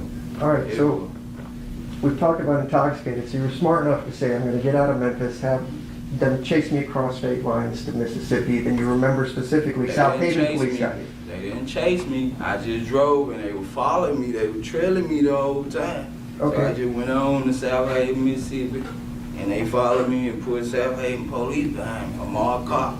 All right, so in your intoxicated state, you went in this Sunday drive, essentially, where you saw the marshals trailing you. Then you were smart enough to recognize South Haven police was also involved. Is Look, that right? this how I am. I'm from the streets, so, you know, when you driving, you pay attention to all your mirrors. You know what I'm saying? So I pay attention to these cars following me. You know what I'm saying? And I knew that if they were some hitters, they would have pulled up on me and just shot the car. You know what I'm saying? So I went ahead and went on to Mississippi. When I was in my baby mama's apartment, matter of fact, they pulled up 5-seat car deep, number 10 in windows. So I knew they were police. What kind of cars were following you? It was Jeeps, all kinds. You know how the marshals ride, you know. Well, marshals usually have those big SUVs and Suburbans, but you're saying like a Jeep Wrangler? They had Jeeps, they had all kind of cars. Okay. They was in unmarked cars, tinted out. All right. So I'm going to try to go this slowly. If there's anything you don't understand, just ask me to repeat myself, okay? Yes, sir. I have no quarrel with you. I respect what you're trying to do. I just want to ask some questions, I ain't okay? got no problem. I respect what you're trying to do, too. When we first started this morning, you had mentioned you'd been shot twice and you were losing a lot of blood. Is that a guess? Yes, sir. And you said it was gushing everywhere out of your arm. You had to get medical care. No, I got a wound kit. I never went to the hospital. Understood. But you used the word a lot of blood. There's blood everywhere. Is that fair? Yes, that's what I said. Okay. So as you're bleeding with blood everywhere, you got into the Mercedes to make your getaway. Yeah. I didn't even recognize I was shot at the time when I was in it. It's like, man, like, when I got in the car, I didn't recognize I was shot. But you saw you were bleeding. No. Once we pulled out and he shot the window, that's when I know I had a hole in my, I wasn't bleeding then. Okay. When the car left, as it's leaving Makita's Cookies, you get shot in the arm.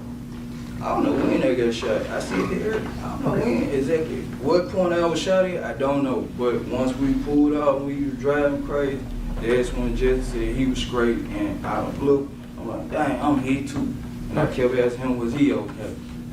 So obviously at some point when you're shooting your AK-47 into the Makitas and backing up, the other guy comes out and then at some point he grabs an AK-47 and shoots at you. You had to have been hit somewhere along that point, right? Yeah, it was so bad, I don't know when I got hit right here anyway. I can't tell you when. I didn't feel it. Okay. Can we agree that after you got shot twice in this part of your leg, which is a heavy bleeding part, I was straight right here. you were straight, so that shot didn't bother you? And the bullet went in me right here and was in my back. Okay, because when you were walking, you didn't look like you were limping into the apartment, so that's what I was asking you. Did you get shot in the leg too? Straight right there, straight right there. It's just a scrape? Yeah. All right, the one that lodged in your body, that blood is just gushing, right? You've got an open wound in your Gushing, but you know, because I've been shot before, so I know not to panic. Long as I don't bleed out. You deserve the best. At Harbor Freight, you can afford it. We design our own tools with performance and durability in mind, and hire the best engineers to put them through their paces. These tools get tested for countless hours, and if they can't stand the test of time, they don't make it onto our shelves. Performance, durability, affordability. Only one place does it all. Whatever you do, do it for less at Harbor Freight. My mouth, I ain't gonna panic. So I know how to control them. Mr. Cornelius, I'm not trying to ask you difficult questions. Were you bleeding heavily from the gunshot wound in your arm? Yeah, you gonna bleed heavy. You gonna bleed. That's all I'm asking. Yes, sir. And as you're bleeding, you're sitting in the car going to Bradley Street where you dropped off the car. Yes? Yes, sir. Okay, so there would be blood in the car. I mean, you're bleeding heavily. Nah, I'm sitting up. I'm sitting up actually, man. And I got on a pullover sweater, you know, and I'm not panicking, so the blood I'm not panicking. Because I'm making sure Mr. Johnson okay as well, because he said he was hit. But come to find out he was straight. But if you're bleeding heavily, but there's no blood, is that what you're telling me?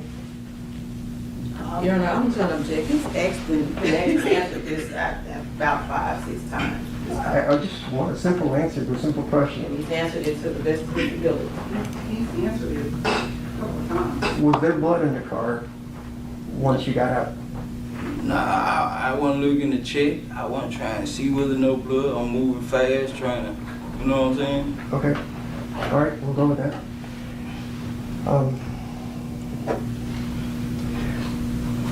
And you mentioned that Justin had the car keys, is that correct? Yes, sir. All right, so when you guys dropped off the car, Justin got into his SUV that he left across the street from Mr. Lawrence. I got out and jumped in the SUV. On the video, so I was driving the SUV in them park. I'm not talking about the apartments. Remember when you dropped off the car? Let's focus. When you guys dropped off the white stolen Mercedes, you said across the street from Mr. Govan's house. Right. You and Justin got out of the car. I got out the car to move the truck. You had to move the truck out the yard first to pull the car up. That's what I'm saying. Okay, so you did that. Yeah. Whose truck was it? It was Justin again. All right. Who drove the truck away over the two-lane apartments? I did. So that white SUV that we saw you were driving it? Yeah, that was me. Okay. You don't know who struck that? No. All right. It was Justin again. All right. When you drove the Mercedes into the driveway. No, I did not. I can't drive two vehicles. I jumped out the Mercedes to move the white truck. But Justin parked the Mercedes. He was driving, as you saw in the video. All right. So even though you couldn't drive too good, you drove the SUV, the two-lane Who apartment. said I couldn't drive too good? You just did say that. I said I can't drive two vehicles, two cars. Okay. At one time. All right. So did Justin have the keys to the Mercedes? Yes. Okay. So he does whatever with the Mercedes, takes the keys, you guys get into the SUV, you drive it away to two-lane apartments, right? Yeah. Okay.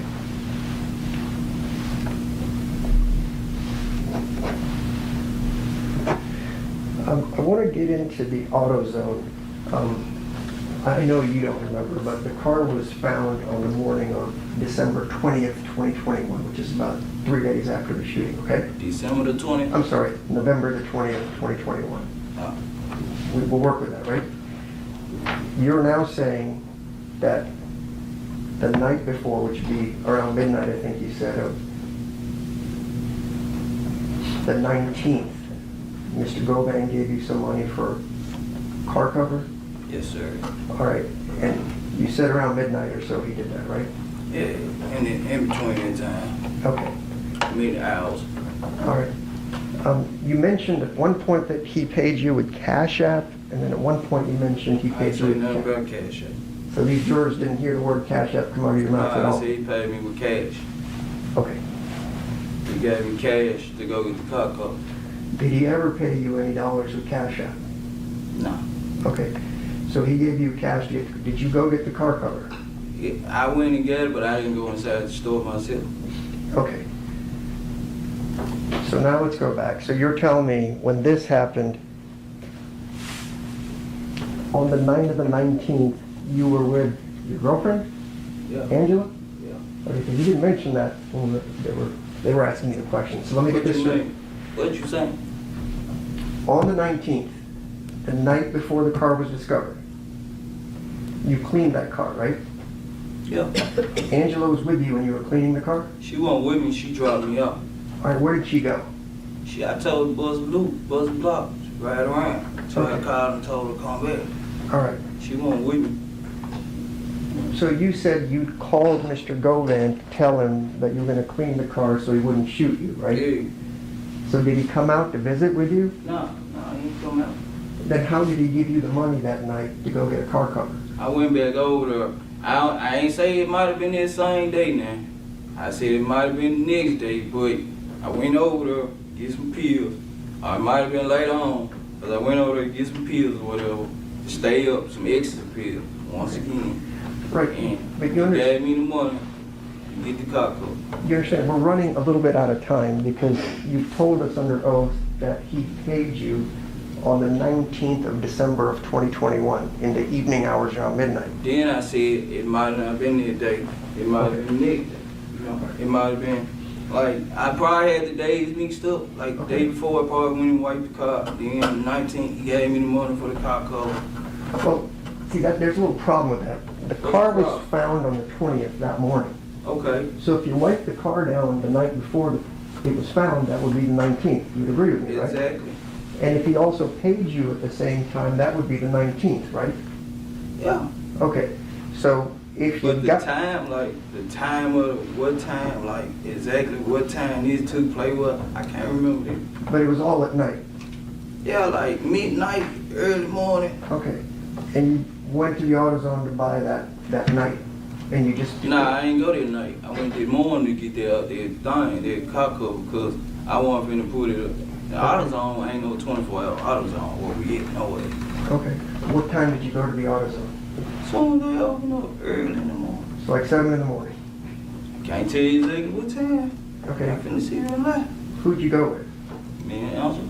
All right, so now you've got Angela involved in covering up the murder, like hiding evidence, right? She's helping you get this? I ain't ever involved in doing nothing. She wasn't hiding nothing. She wasn't doing it. Nope, not finna lie like that. All right, so when she picked you up at Two Lane Apartments, what happened to your clothes? What happened to my clothes? Yeah, the bloody clothes. We had changed out at Two Lane Apartments. Where'd you get the clothes? We got them Two Lane Apartments. Like from who? Whoever they was. I don't know that good. So they just had something to fit your size to wear those clothes? Yeah, you see, when we went in and we came out, you see, before Angela pulled up, we had on different clothes when we came out. Okay. You see that on the video. So you remember that part, right? Yeah. Okay. You went to the AutoZone. You ever been to an AutoZone yourself before? Yeah, I had cars. Security cameras everywhere, right? At the AutoZone? I don't know about all that. All right. Would it be out of the ordinary? You've gone auto part shopping before. You just said you've been there before, right? Right. All right. Do most businesses that you frequent have surveillance cameras? Of course. All right. So your car, what car was it that went to the AutoZone that morning? The SUV that picked me up. So Angela's car?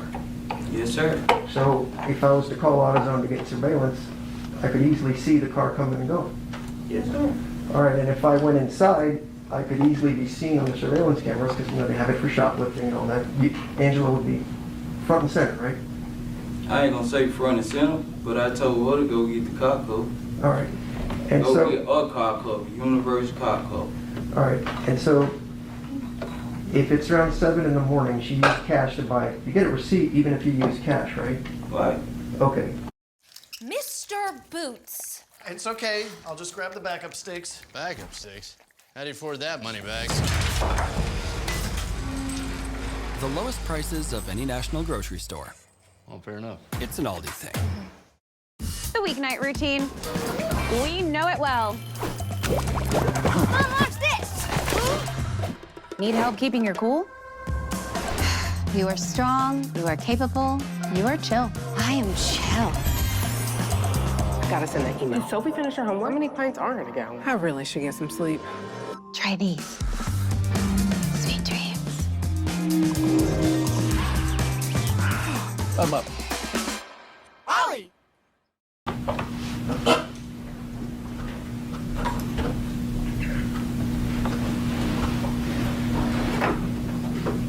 So if I wanted to double check, say I'm a really good detective and I want to figure out what's happened, I could easily go to AutoZone, pull the footage, ask them for just their receipts from between 7 and 8 that morning, who bought a car cover. I could very easily validate what you're saying, right? Of course. Okay. We agree on that. Thank you. With regards to Mr. Govan, you talk to him almost every single day, right? What you mean? Like you would hang out at his house? Yeah, I go through the grab, few, pull up on him, yeah. Yeah, I mean, you talk to him pretty regularly, right? Right. So if you say, hey, he called me or you did this, you could have communicated with him for any reason. We have to take your word for what it is that you guys talked about, right? When you talking about? Well, I mean, you're a little vague on the date, so I'm just asking you, if you met him that summer. I'm a little big on the date. A little fuzzy on the date. Oh, yeah. I've been locked up almost 4 years. Right, but you've also talked to the police over those course of the 4 years, especially in the first 6 months. But not like this, not like. But I know, because there's pressure here when you're under oath, but I'm saying, and you've also It talked ain't no to... pressure, because I'm telling the truth. Ain't no pressure. I'm being real. Your truth is your truth, I understand. You've talked to these people about 9 times, essentially, the government lawyers, right, prior to testifying here today? I can't tell you exactly how many times I talked to them, sir. Okay.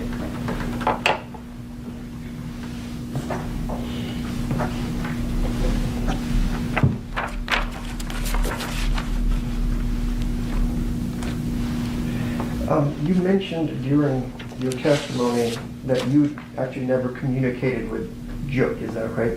No, I never communicated.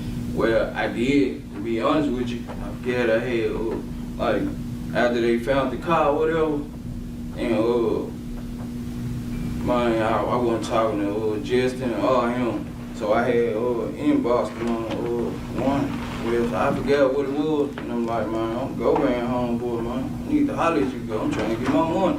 You know what I'm saying? So who were you communicating with? I was inboxing Juke, like, man, this Go Van, little homeboy. Like, really, I ain't want to say this who Go Van hired, you know what I'm saying, to handle the bid. I'm like, this Go Van homeboy, I need to get up with you, I'm trying to get my bread. All right, so when you said inbox, is that an email? I forgot what I had, hit the mind up on, I forgot what it was. Okay.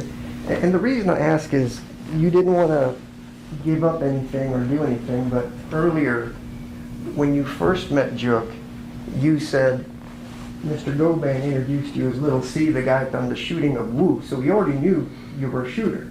So why would we need all the cloak and dagger if you're trying to reach out to Jook? Nah, because look, this had went, man. After the shooting or whatever, after they discovered the car or whatever, Justin had got with me and was like, man, look, man, Jook saying that he'll get with us on his own terms or whatever, and don't trust Grovan or nothing like that right now. You know what I'm saying? He was like, so in my eyes there was so many crosses. You know what I'm saying? Like Justin had ran out with the cake or whatever, and I couldn't trust him. I couldn't trust nobody. You know what I'm saying? So I was like, man, I'm gonna take initiative on my own and hit Jook up on these little I forgot it was Instagram or something. You know what I'm saying? And I was like, man, this Govan homeboy. You know what I'm saying? Like, he'll get up with you. Really, I need my money. Did you ever text Mr. Jook at all during the course of all this? That's what I was saying on a website, like on Instagram or Facebook, something like that. I forgot what it was. I ain't have his number personally. I could not contact him, like call his phone and say, Jook, where my money? No, I couldn't do that. Okay. Could Angela do that? No. So nobody... Angela ain't know nothing about no Jook or none of these. Like, no, she couldn't. Like, she couldn't just hit Jook up. She don't know him or Govan.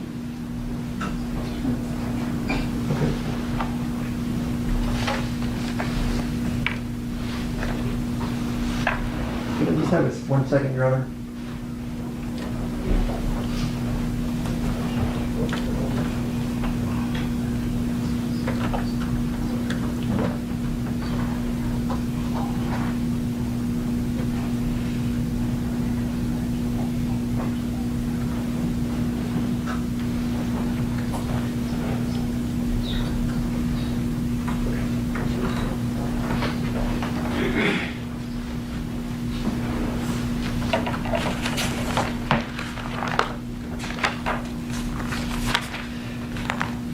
We've talked a lot about parking the car across from Govan's house, but you recall some hours ago you said your friend Bobby Carter lives across the street from Govan as well, right? He stayed like across up the street, like close towards the corner with his mom. All right. And they called each other brothers. Him and Govan. So your testimony to me now is when you told them whatever about Bobby Carter, that he didn't remember how they will. Now you're saying Bobby Carter lives up the street. He stayed across the street, but houses down from where they caught was. How many houses? I can't remember, about 3-4 houses, close to what that is?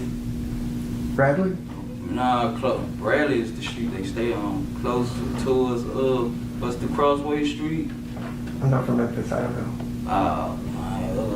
It's been a long time. I ain't been out there. I can't tell you. Right.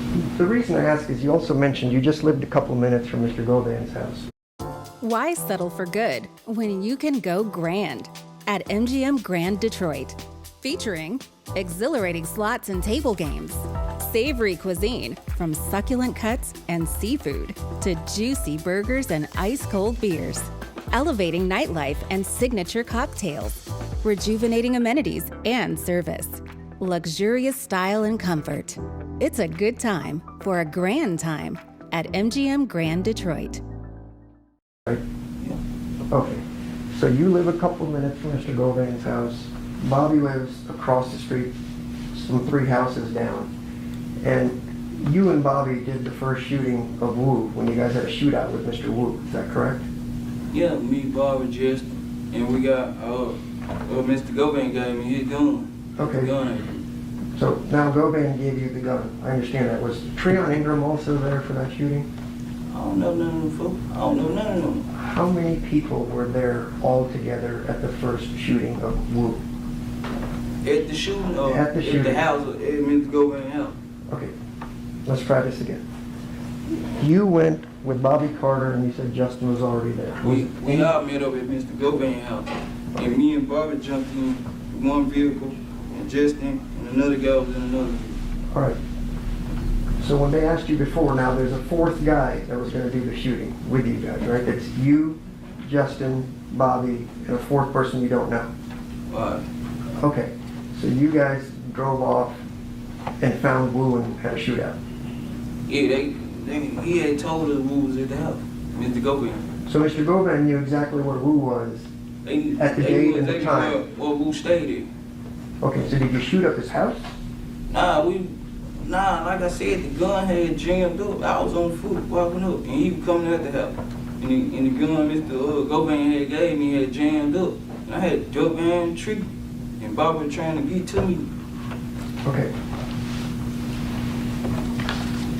Were you ever charged with the attempted murder of Wu? No. By the state? No. But you told them that you tried to kill somebody and the gun jammed up, but they didn't charge you with a conspiracy or attempted murder or anything? I don't know police then. Like, that was street stuff. Ain't nobody attempt, like, he shot back. Like, it was a shootout. It was a shootout. After that, it was unity. Well, like with Mr. Dolph, that was a shootout too, because they shot back at you and they hit you twice. We shot first though. We shot first, so it really wasn't. We ran as they were shooting back. We were pulling off as he was shooting back. Okay.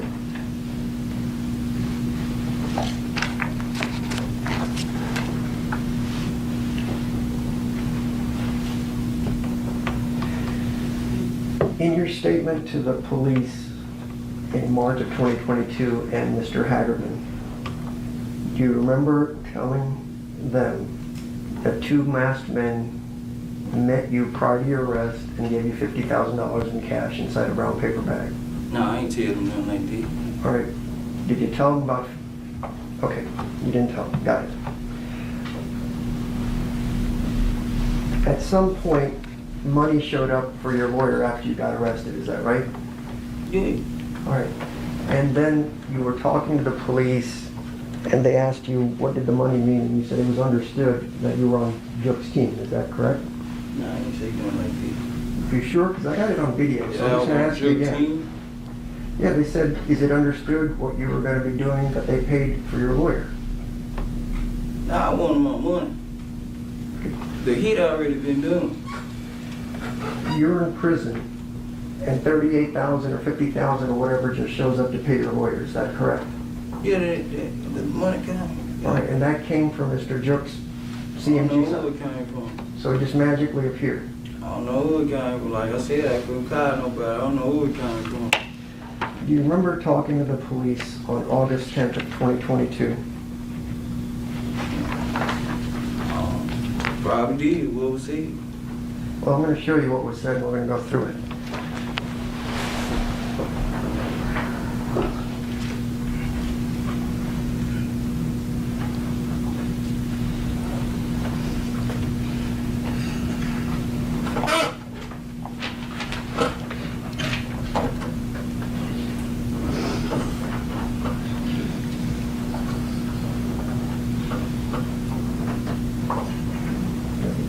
May I approach the witnesses? You can get him now.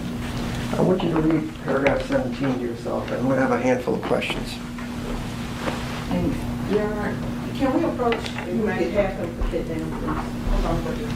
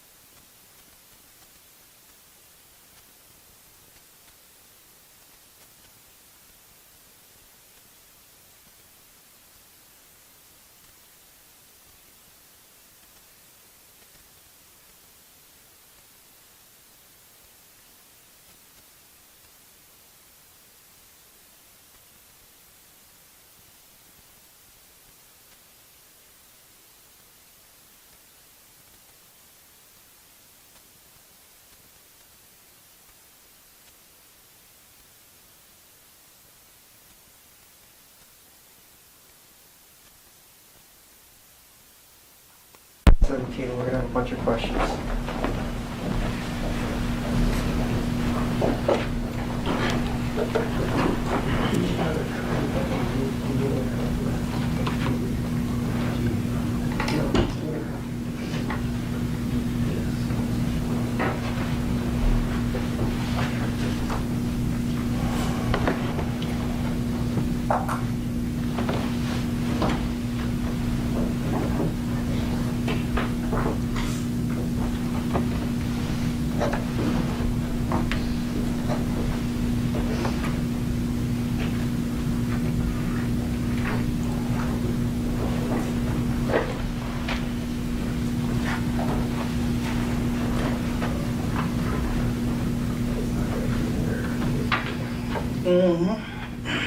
Okay. Can I retrieve it back to asking questions? Guys, the new puzzle game Royal Kingdom just launched, and it's the follow-up to Royal Match, but the games are different. Kingdom has King Richard, while Match has King Robert, and look, if you're confused, don't worry, I'll break it down. Royal Kingdom, Royal Match. Royal Kingdom, Royal Match. Kingdom, Match. Kingdom, Match. Both are royal, but this ain't that. Richard, Kingdom, Robert, Match. Both have kings, but don't have ads. Man, can't believe we don't have any ads. Richard, Robert, Kingdom, Match. Don't need Wi-Fi, it's a blast. Robert, purple, Richard, red. Both have crowns upon their head. Richard, young, and Robert, old. Royal Match has stars of gold. Kingdom, levels of adventure. Robert, older, might need denture. Robert, dog, but Richard, daughter. Match, get castle, Kingdom, water. Rich, Rob, Royal, Kingdom's out. Tell your friends to download now. Hope that was helpful. You remember talking to agents back in August of 2022. We've established that, right? All right. All right. Who is Vanessa Covington? My sister. All right.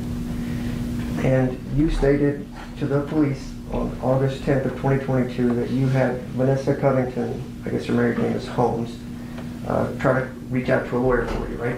Correct. All right. And then she told you that we don't have any money, right? Correct. Her husband contacted a lawyer named Taurus Bailey, is that right? Correct. And that you told her that you needed to get word to Mims through Arthur Horn, attorney for Anthony Mims, correct? Correct. So you told your sister to reach out to Jook's lawyer, Arthur Horn? No, I did not tell my sister that. I told the lawyer that. Okay, so you told your lawyer, reach out to Jook's lawyer, Arthur Horn? To get him money. Okay. But he didn't represent me. All right. And so the lawyer did get some money from Arthur Horn? Yeah. And Arthur Horn is Jook's lawyer, right? Yeah. Okay. And then at some point, Mr. Bailey advised you that payments have been made? Yeah. And it was supposed to be $50,000, right? Supposed to be. And there's no trail of it, it was just cash, is what he told you. You got paid cash. Yeah. because Mr. Horn didn't want this coming back to him, so he just paid out cash to Mr. Bailey. I don't know how he got paid. I don't know. Yeah, he got paid though. When he got there. And then Mr. Bailey backed out of your case shortly thereafter, and another lawyer came on your case, right? Mr. Bailey wasn't able to represent me because the judge wouldn't allow me. Okay. At the time, the judge at the time. So he's been paid full, either be it 50,000, 30, whatever it is, he's been paid. And then he gets you another lawyer, right? Right. And the same 38,000 in cash shows up for that lawyer, right? Right. All right.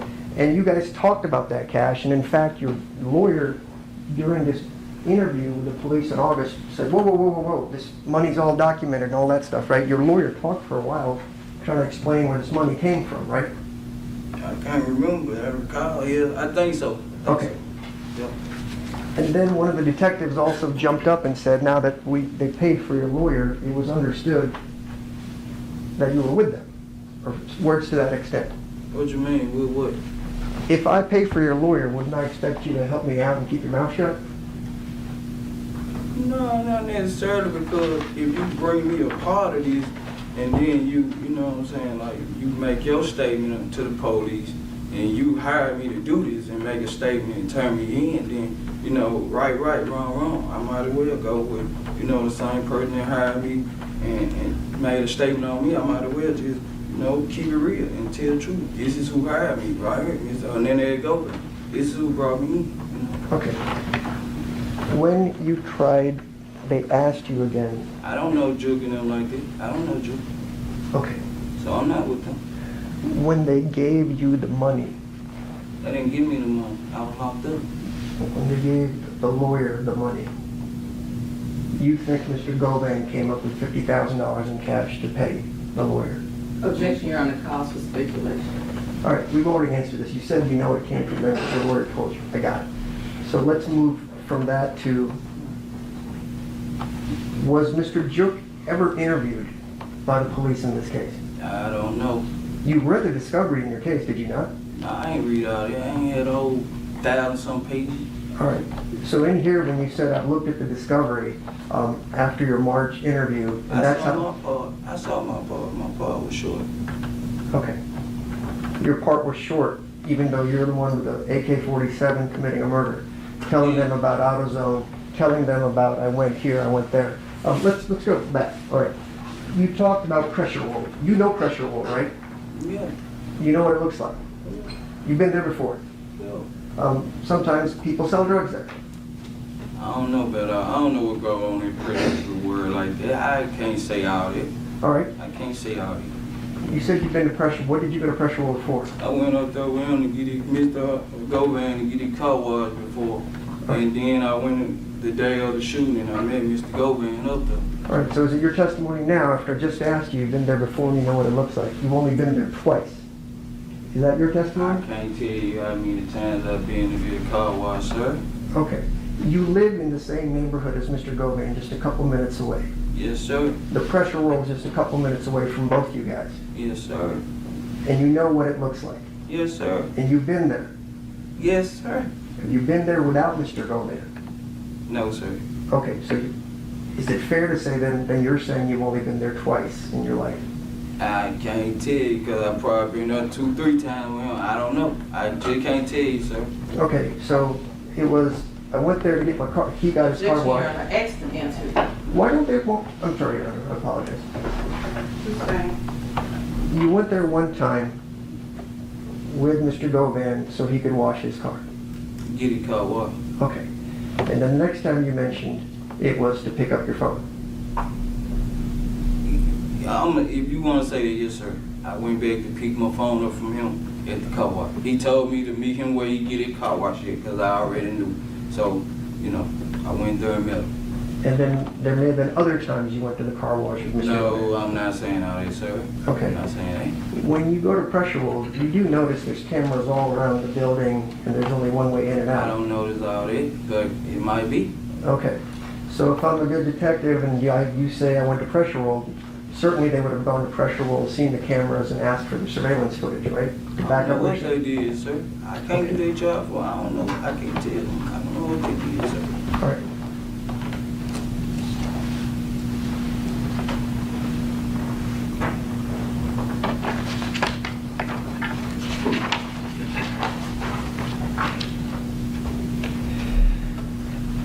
When you talked about when the meeting happened,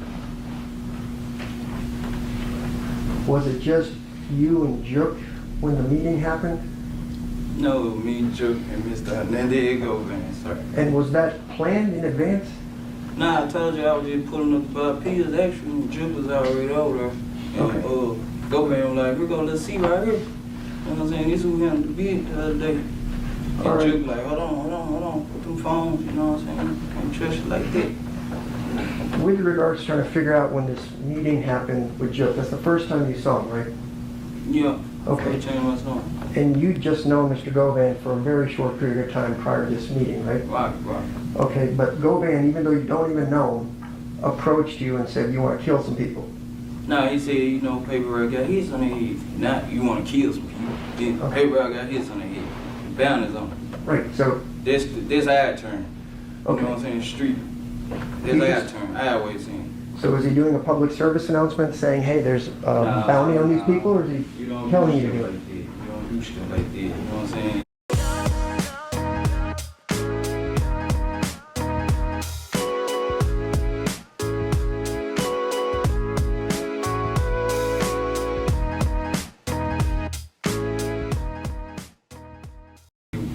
First, you gotta figure a person out. So that's basically what he was doing, figuring me out. He saw I was buying pills for him. So I probably need a little money because I get pills on credit or whatever from him. You know what I'm saying? And he saw me and Bobby tight, so he figured me out and was like, you know, you wanna make some money? Okay. And so this is a murder Mr. Govan couldn't do himself to make $100,000. He needed you to do it and maybe get $10,000 out of it. I don't know what he could have did himself, but I don't know. I can't tell you all this, sir. He had a whole bunch of young guys around, you know what I'm saying? So I guess he wanted to just send us on out, you know. So now he had a whole bunch of guys that he was talking to this about. Nah, I'm saying he had young guys around him, you know, we'll come around. So, you know. So is everybody supposed to be told to go out and kill people and make some money? I don't know, sir. I don't know about all that. I'm not finna sit here and lie, sir. Okay. But now you're telling me that he had other young people out here and everybody knew that there was a price on dollars. I didn't say everybody. I don't know who all knew, sir, but I know me, Bobby, Justin, and the other guy. I don't know who all knew because I'm not with their little crew, so what they talked about when I went around, I don't know, sir. You know what I'm saying? I was Bobby's partner. I wasn't his partner really, but, you know, once me and Bobby, he saw me and Bobby was, then he, you know, started, you know, trying to play a bundle. All right. So a gentleman that you've just recently met decides he's going to trust you enough to tell you that there's a price on people's head. And just like that, you trust some guy living in Orange Mound to be able to come through with the money based on his representation. Nah, it wasn't even representation. It's just, you know, when you hungry for some money, you would get out there and get your hand dirty, you know what I'm saying? And then, like I said, I had already saw Juk, like after he told us, and we went on one mission, and Bobby clarified that, you know, his brother good for it, and Juk was over there when I met, and Juk clarified that our money was gonna be good. It's go time. Right, but remember... We done been to the club together and everything. I get it, but let's... Juk was at the club too. Right, I understand Juk told you the money was good, but the problem with that statement is you'd already shot at Mr. Wu, you said close to a month or so before meeting with Juk. I didn't say no month or so before meeting no Juk. I didn't say that. It was a couple days later. When I pulled up and got them pills, it probably was the next day or 2-3 days later. I can't remember the timeline, but it wasn't no couple months. So when you said 2 weeks, maybe a month, that was incorrect. I didn't say that, sir. I didn't say that. It was like probably the next day I pulled up over there about the pills from him, the next day or two. I don't know exactly when. And he was like, here go, let's see right here. It's who put that work in, who shot it, Woo. All right, so if all this is already known and understood, why would Mr. Juk need you to take your phones out and then walk you through how much everybody's worth? You already knew all that. You want to be honest with you? I can be honest with you. Because they were saying that Mr. Govan was like one straight or nothing like that, was like informing and stuff like that. And, you know, they were saying that he was police, so okay. That's why all the phones got to go outside, you know, when you talk around. So let me back this up. you were told at the meeting that Mr. Govan could be police. Nah, Bobby been told me that. So Bobby told you. And then the streets talk, you know, people in the neighborhoods were saying that, you know, he had got him popped and he had got him sent to jail and he was setting them up and stuff like that. So let's maybe go back to scratch. You just met this guy for a short period of time over the summer. Bobby's already told you he's a snitch, maybe works for the feds. But you can't tell me nothing about nobody like that. If he ain't did no wrong to me, he ain't did no police stuff to me, he ain't police me, so I don't just take you to the street say that about anybody, you know what I'm saying? They probably saying it about me right now. Your friend Bobby Carter told you that. Your friend. An associate. Okay. I don't have friends, I have associates. All right. Your associate told you that this man that you just met is a federal snitch. You can't trust him, right? Yeah, but people say that about anybody, man. You know what I'm saying? So, no, you ain't did no police stuff to me. Like, I ain't got no bad to say about you. You know what I'm saying? All right. You cool. You did. So, you know, streets talk like that all the time. Associates or whatever. Because he probably seen how me and him would get, and he ain't like that, so he come with this, man. You know, he's police. You know what I'm saying? So, I don't listen to what people say. All right, so let me just ask. It's just like proving guilty until proven innocent. You know what I'm saying? Yeah, that's the problem we're having. So let me ask you some questions. Innocent until proven guilty, however you get. All right, so before you meet Mr. Govan, according to you, whenever that was, Bobby Carter's already giving you rumors, your associate, that he's a snitch, you can't trust him. Nah, not before, after me and him start, you know what I'm saying, hanging out and stuff. You know what I'm saying, that was Bobby. All right, so now you're saying Bobby told you he was a snitch after you guys started hanging out? After he saw how our relationship was, this when he was like, you know what I'm saying, can't trust any, you know, that's why I feel back. He was like, that's why he want to take me pause in none of this or nothing like that, you know what I'm saying? So your associate, Bobby Carter, that introduced you to Mr. Govan, fell back because he didn't trust Mr. Govan. Yeah, because me and Bobby had a problem too, though, so that's why I really didn't believe you, because he had put my towel on flag and stuff, so I really just ain't believe everything people were saying, you know what I'm saying? All right, so now you and your associate, Bobby Carter, had problems as well, so you didn't believe it. Yeah, so I was like really more around him than Bobby. I had feel bad for Bobby because we had little difficult problems and stuff too, you know. So the same guy you went shooting with, you guys had a disagreement, so you weren't friends anymore. Yeah. So the car where it's parked, even though Bobby lives just a couple of doors down, we're going to keep saying it's across from Govan's house. It was actually in front of an abandoned house, right? One or two down from Govan. What? The car, when you guys dropped off the Mercedes. It was right across the street at the abandoned house from his house. Okay, which is 2 doors down, but on the same street from Bobby Carter's house.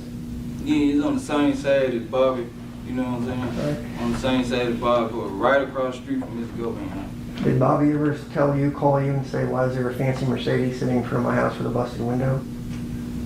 I wasn't talking to Bobby at the time. Bobby texted me and said, you niggas ain't gonna fuck with me. It's actually in my phone, so Bobby the one, I don't know.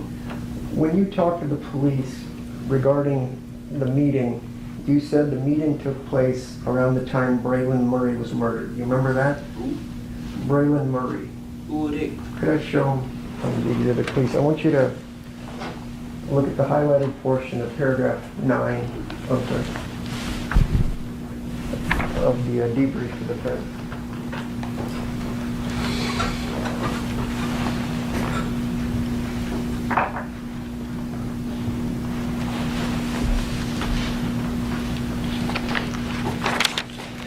You mentioned you've seen the discovery about you, so this is about you. You agree that the feds wrote up a long 6-page summary about your interview, right? I ain't had it in my school. Okay, so your lawyer, over the last 3 years, has never shown you your own statement to the police? No, I ain't get all in school. So you're basically telling me your lawyer is a complete buffoon that didn't share your own discovery? No, I wouldn't say that about my lawyer. I'm not saying it, because I told him I didn't want the rest of the discovery. So I didn't say that. I just said I didn't get all my discovery. So you know specifically the interviews that you did with the police, maybe the most important thing, he didn't give those to you? I didn't care to get all that. After this thick package came, I didn't care to get no more. Can you hand that to him? Just read the highlighted portion to yourself, please.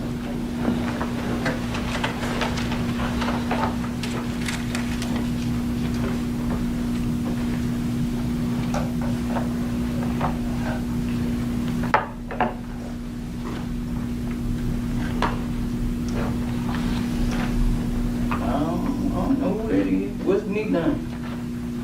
I don't know. That's what the police said you wrote. You told them. CD, that was you at the time. That's the phrase, the initials they were using for you. Said the August 13, 2021. His meeting was around there, around the same time Braylon Murray was murdered. Right? I don't know who that is. Okay. Tell me, how many people have you shot over your life, your career? My career is not a career, for one, but I went to jail in 2011 for aggravated assault charge, and that's it.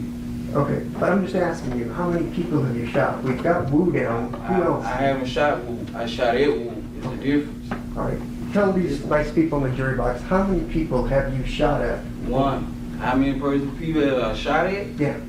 Wu, and I shot a guy in 2011, and dog, that's it. I'm not a criminal just doing stuff like that. Okay. Can I retrieve that deputy?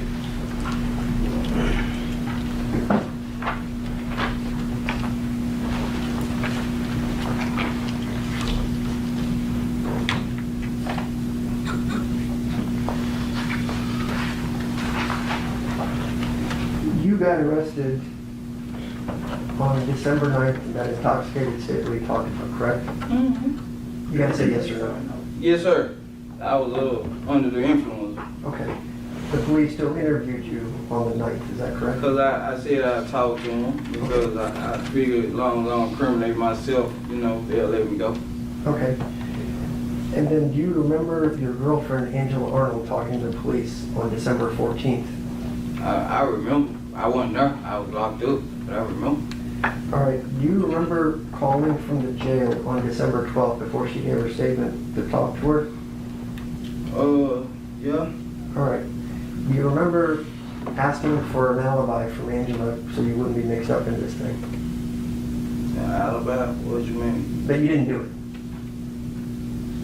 No, I probably did. 9 times out of 10 I did because, I'm trying to get out of it. And then you also called Shay. Is that Letitia Jackson? Yes, sir. And you also talked to her on December 12th, talking about what exactly happened, that you were being charged with murder. Remember that? No, I don't remember. That was my birthday though, but I don't remember. Okay.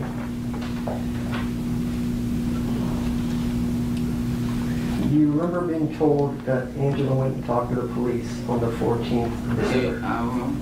All right. After that call, do you remember calling Uncle Ron and asking him to find out what Angela said to the police? Yeah, I remember. Okay.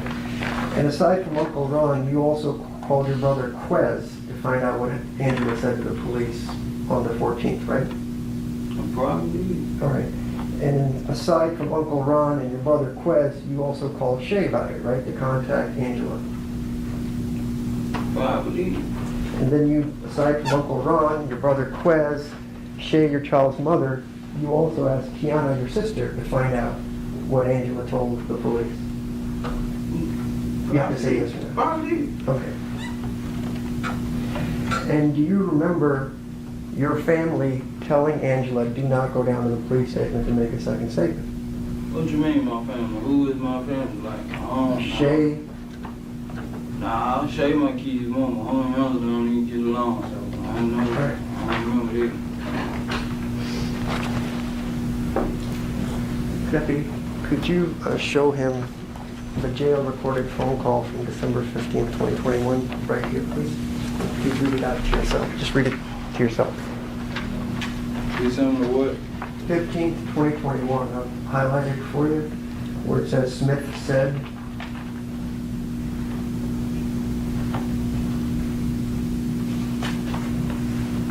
Oh, yeah. Okay. So if I could retrieve that back. You remember telling your family, tell Angela Arnold not to go down to the detective's office until you came home? What? That's a yes, right? Yeah, I read about that. I see it. And then underneath it, you can look at it as well again. And you also tell Uncle Ron to go talk to Angela before she goes back to the police. Yeah, I read about that. Okay.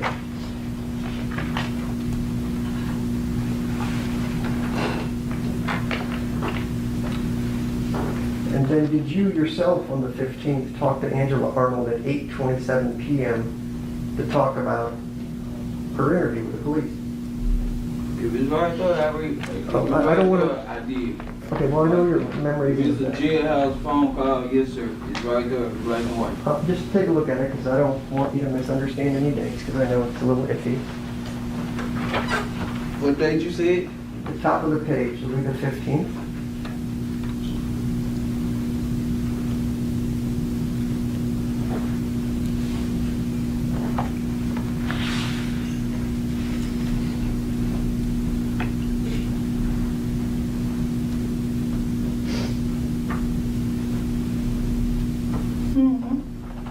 Could I get that back, deputy?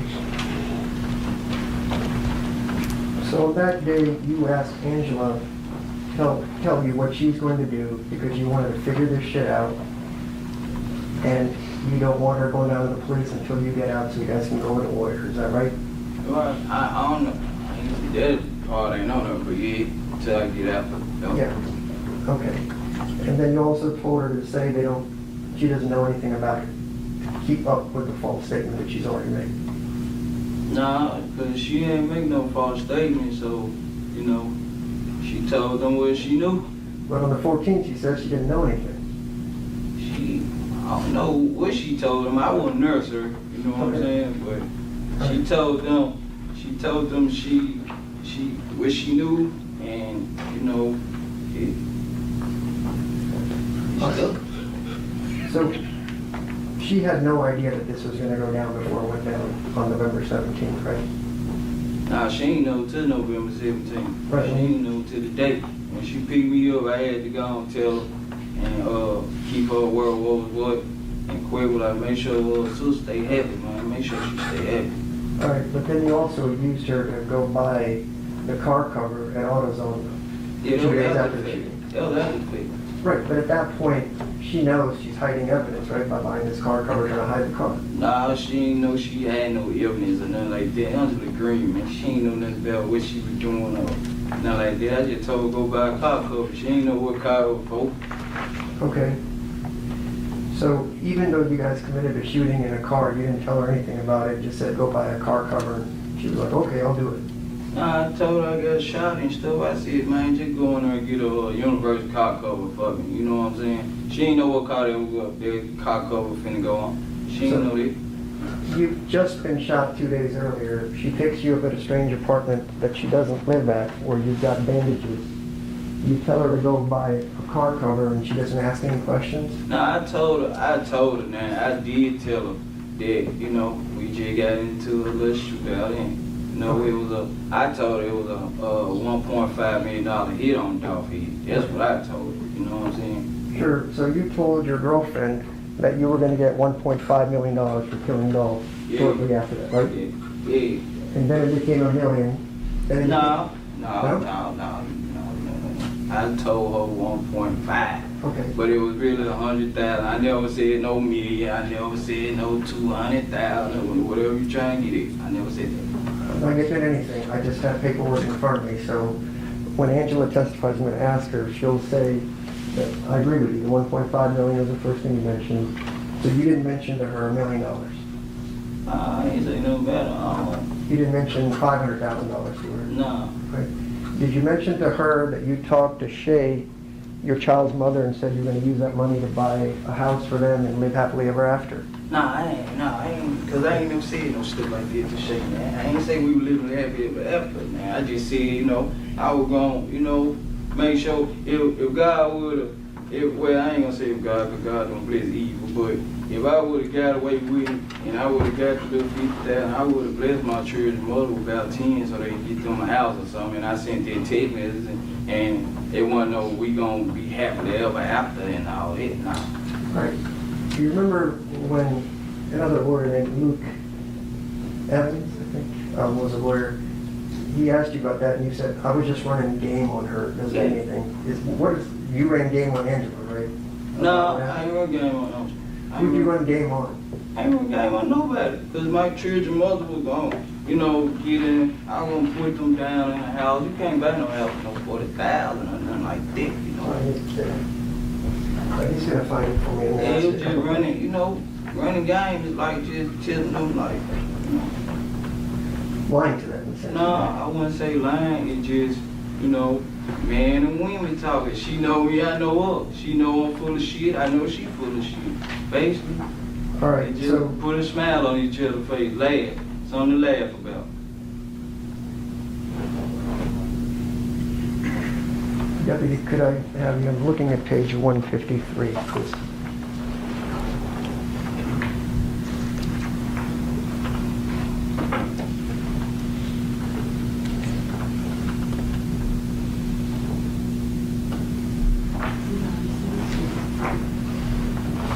Could you go ahead and read that page, please?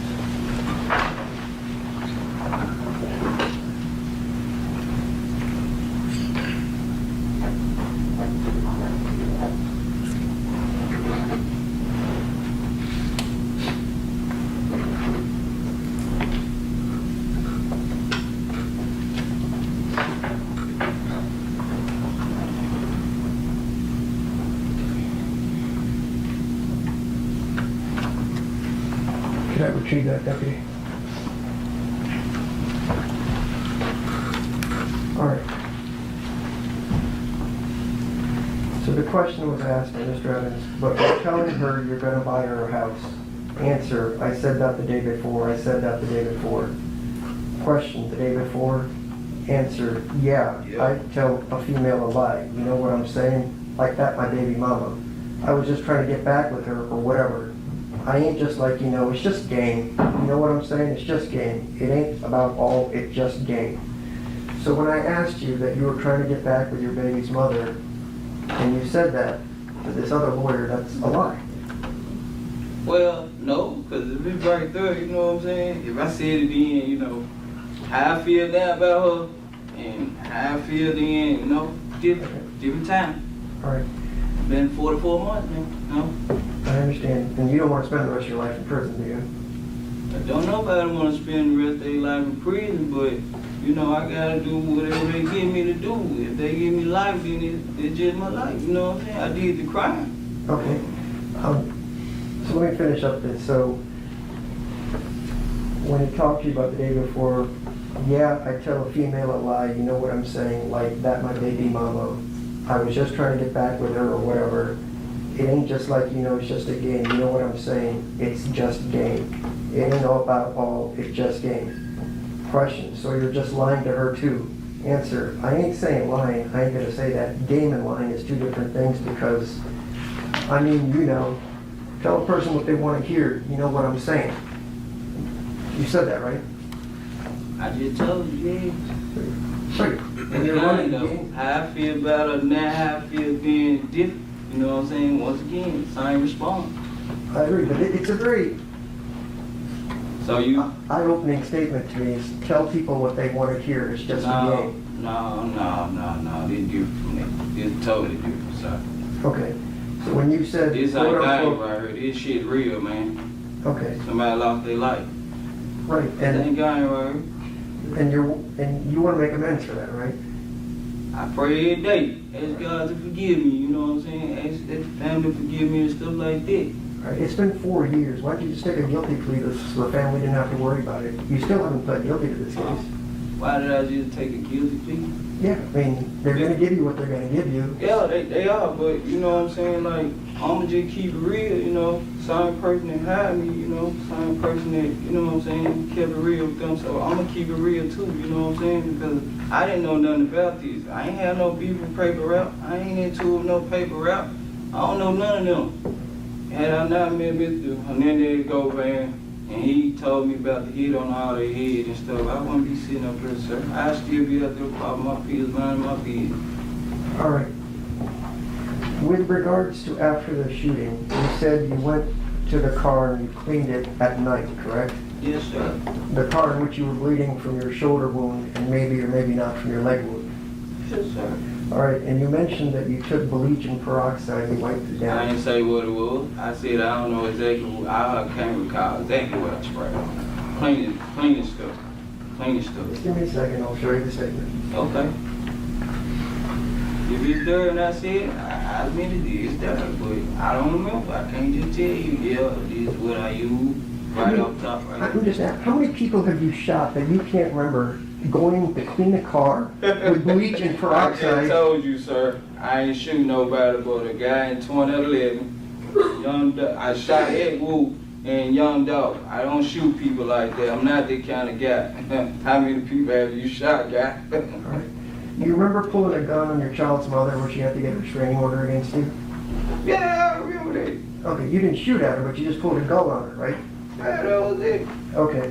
With regards to that Angela, you had domestic violence calls as well, as just a few months before all this happened. She called the police on Am I you. on trial, sir? Well, you should be, but you're not right now. So I'm asking you. Well, why you bring up my criminal history? Am I Mr. Smith, answer the question. Yeah.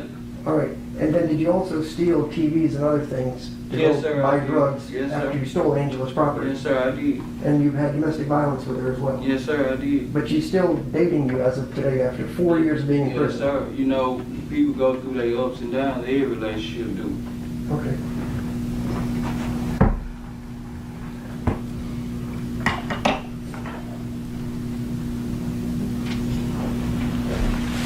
I'm going to refer to the state, page 158 and 159.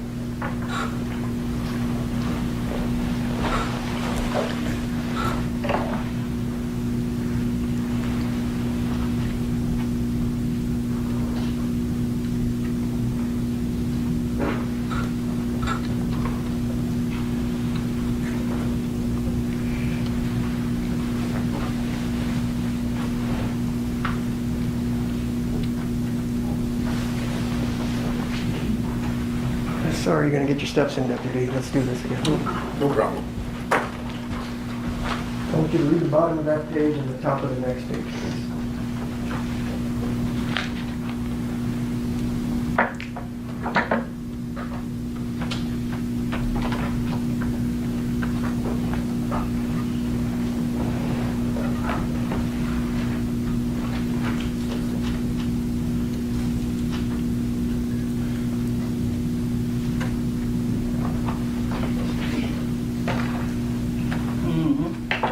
Could I have it back, Deputy?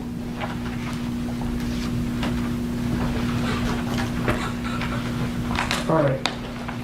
So the question you asked,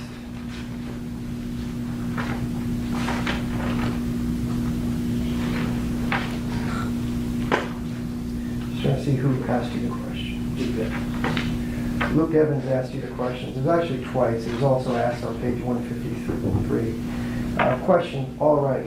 Now you said you wiped down this car. How did you wipe down this car? Like, what did you do? Answer, what you mean? Question, how did you wipe down the car? What did you do? You walked through the backyard, walked up to the car. What did you do next? Answer, I took a towel and, you know, I had like peroxide and bleach and stuff, and I wiped the car down. Question, peroxide and bleach? Answer, yeah. Question, and so you walked back through this yard and you had big things of peroxide and bleach in your hands? Answer, yeah. You trying to say how I did it with a shot arm? And then you guys go on as to how you would wipe that thing down. Remember 3 different times you talked about bleach and peroxide? Yeah. And carrying big things of bleach and peroxide to the car? I ain't say I carried you.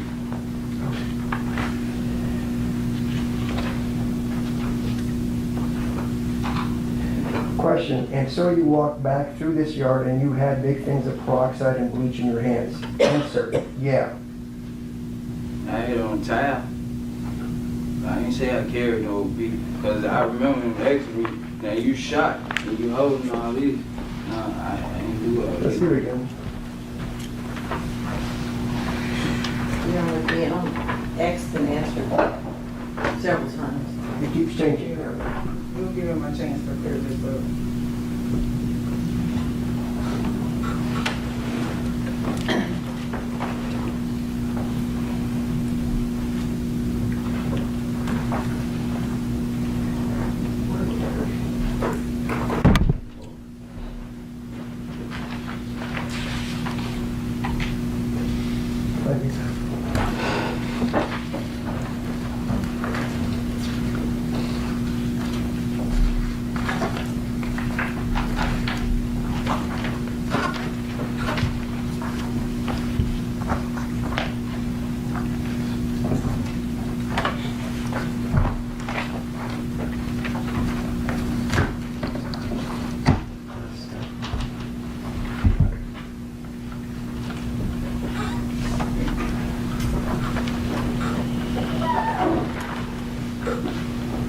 just ask you again, question, and so you walked back through this yard and you had big things of peroxide and bleach in your hands? Answer, yeah. Yeah, it's on that paper, yeah. Okay.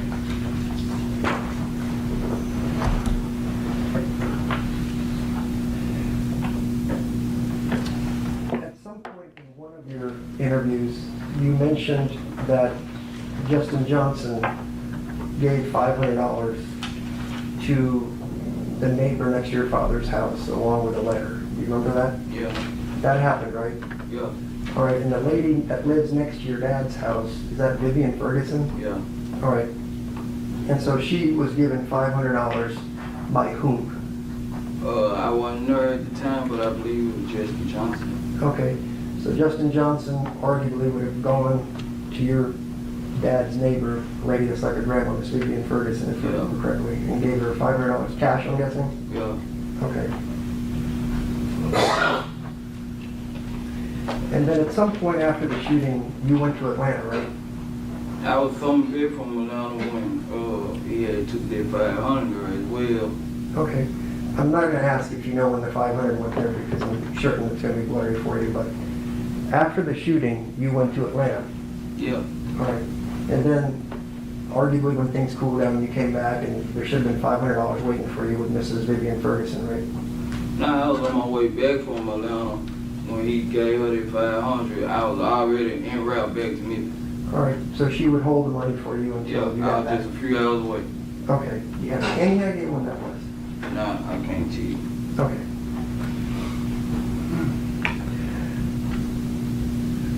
With regards to when you met Justin, you told us repeatedly to the government that you met him through Mr. Govan. Is that fair? Yes, sir.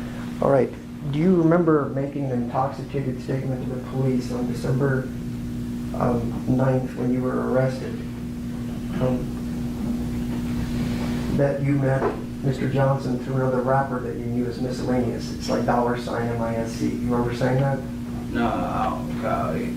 Okay. I was under the influence, sir, so I don't recall none of that interview at all. I'm just gonna be honest with you. On December the 9th, the day I got locked up, I was high. My mugshot said I don't remember nothing. Okay, so let me back up that day that you got locked up.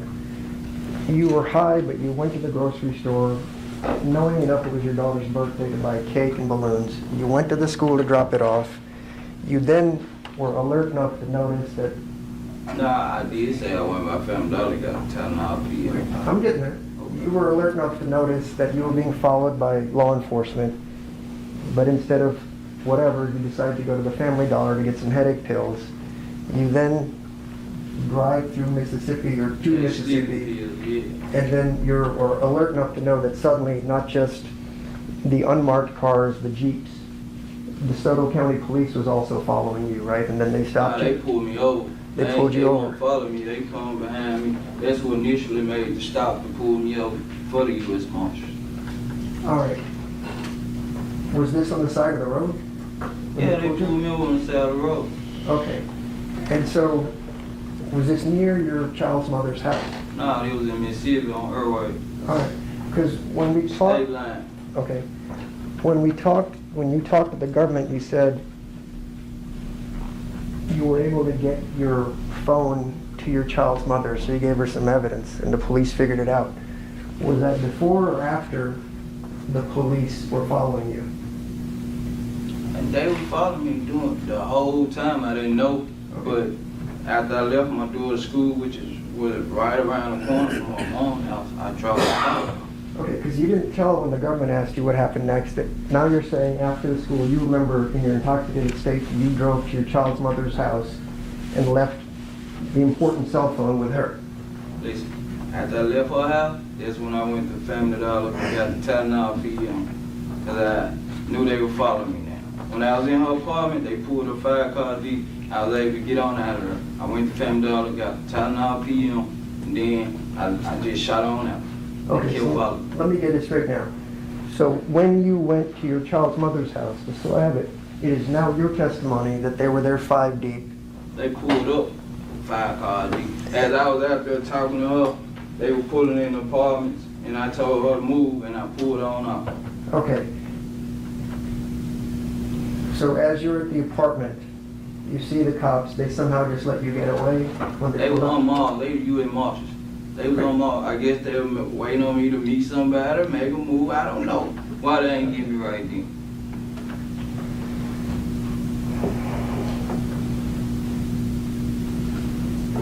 Do you remember telling Uncle Ron, your brother Quez, and all that, prior to all this, that after it happened, that Govan is a federal snitch and he had put sort of a listening device in your jacket? Oh yeah, I remember saying. Okay. You remember at one of your many interviews, they showed you photos of weapons that could have been used at the time of the shooting. You remember that? You had to identify photos that they were showing you of guns? Probably, I can't just. Okay. Yeah. All right. I think this was one of the non-intoxicated interviews. I'm just going to ask you. Okay. Well, one of the guns that they showed you, you said was Justin's and it's old. You remember saying that? He was on a picture with it? No, it was just a gun. They sort of did a gun lineup, I guess, if you were. You remember that? I don't remember. All right. You remember being shown an AK and some other handguns, and you said those were Angela's guns. You remember that? No, I don't remember that. Okay. I remember being shot with guns, but I don't remember that. All right. And it's your testimony under oath, even though you told the police that you met Justin sometime in the past through miscellaneous. You were too intoxicated, and you have no idea how that name came into your mind to say, I met Justin with miscellaneous, right? This is random thought. I was under the influence then. Right. I was under the influence. I get all that. If you ask the police to interview me, they'll tell you that they had to hold me up to go to the restroom.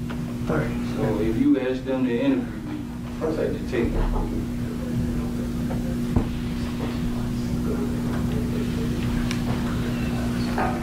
All right.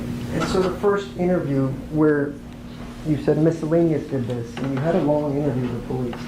Not once did you mention the name Govan, right, in that first interview? I never told them nobody did this.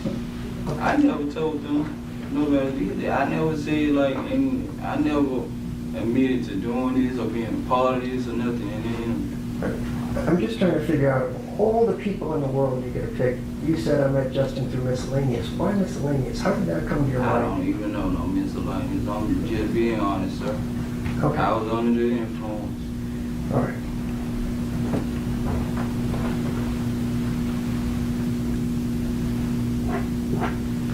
Do you remember writing letters to your sisters, Yes, sir. Kiana Smith and Vanessa Holmes? Yes, sir. All right.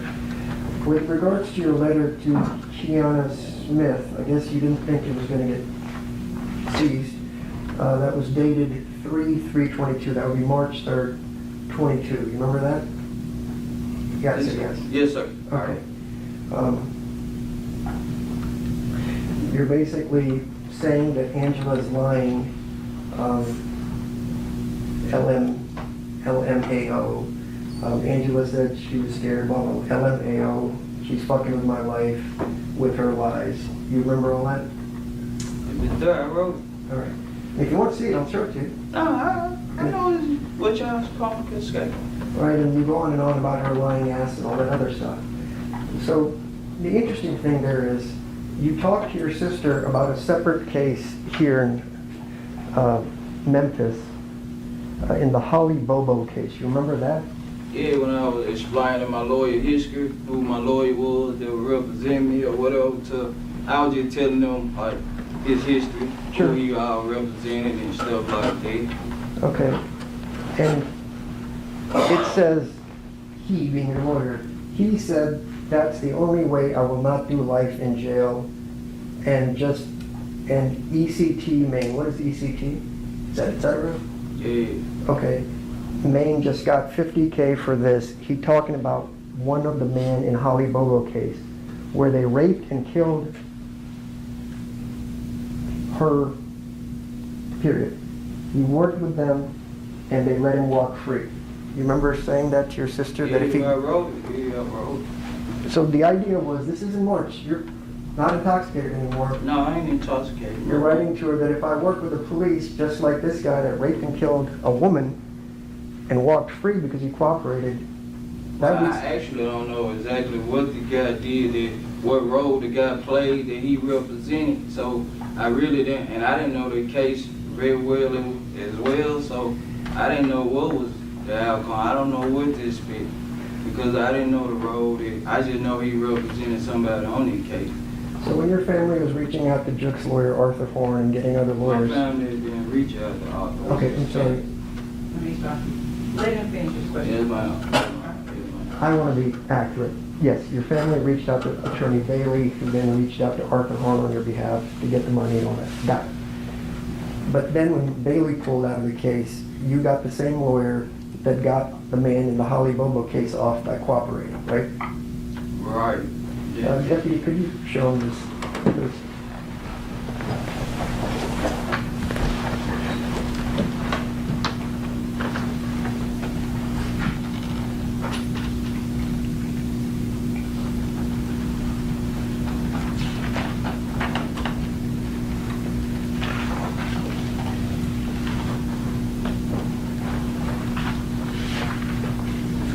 Yeah, I see. Okay, if I could have it back, Deputy. And this is your handwriting, right? Yeah, that's mine. Okay. So again, I'll read it. He said that's the only way I will not do life in jail. And then you said he talking about one of the men in Holly Bobo case where they raped and killed her, worked with them, and they let him walk free. That's what you said to your sister about what you were going to do and what you expected to have happen, right? That was your expectation. Yeah, I was saying what my lawyer had, what my lawyer had did for their client, which I don't know that man role in the Holly Bobo case. I don't know what role he played in that case. Okay. So I don't know how he got to walk free. I don't know what he did. You know what I'm saying? Like what role he played in that woman killed for us. So I was just telling them what his history was. Right, but you chose the one lawyer that you're talking about that said his guy to cooperate and he walked free on a murder, and we're here on a murder, right? Well, you got somebody to walk free before, so I didn't know exactly what my lawyer did. Like, I was just telling them his history. You know? Okay, well, how do you know that I've gotten somebody to walk free before? I heard about you. You're a good lawyer. Okay. I'm not sure how. We've never met, right? No, we never met, but I did ask to talk to you. TV. Okay, and I have talked to you. I did ask to talk to you through the jail and stuff several times, right? Did you ask to talk to me? Yeah. Did your lawyer tell you that I called multiple times to try to talk to you before trial and they said, no, I couldn't talk to you? Do you remember that? No, I don't. Your lawyer didn't tell you that? Objection, Your Honor, relevance. It's okay, I'll withdraw the question. Can I just have a moment, Your Honor?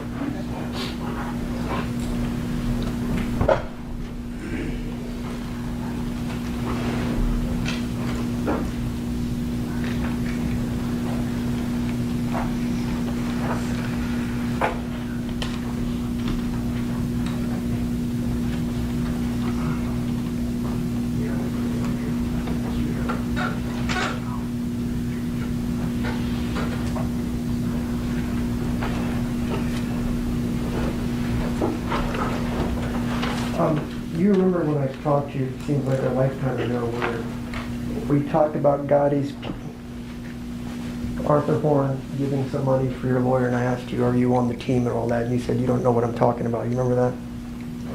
Okay, so I'm just going to play some audio for you. Sorry about this internet thing. I just want you to listen to it carefully and tell me if that's your voice.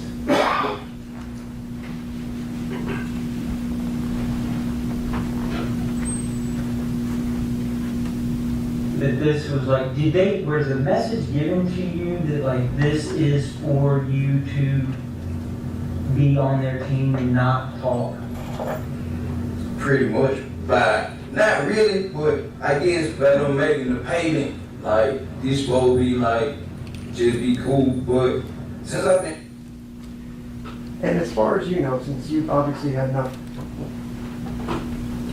TV knowledge or whatever, since you know who I am, you know for a fact that neither Gotti nor Mr. Jook have ever been questioned by the police, right? Yeah, I did. All right. And I know Mr. Jook died in 2024, about 2.5 years after the shooting. But you're not aware of them ever being questioned, even listening to what I just played for you, right?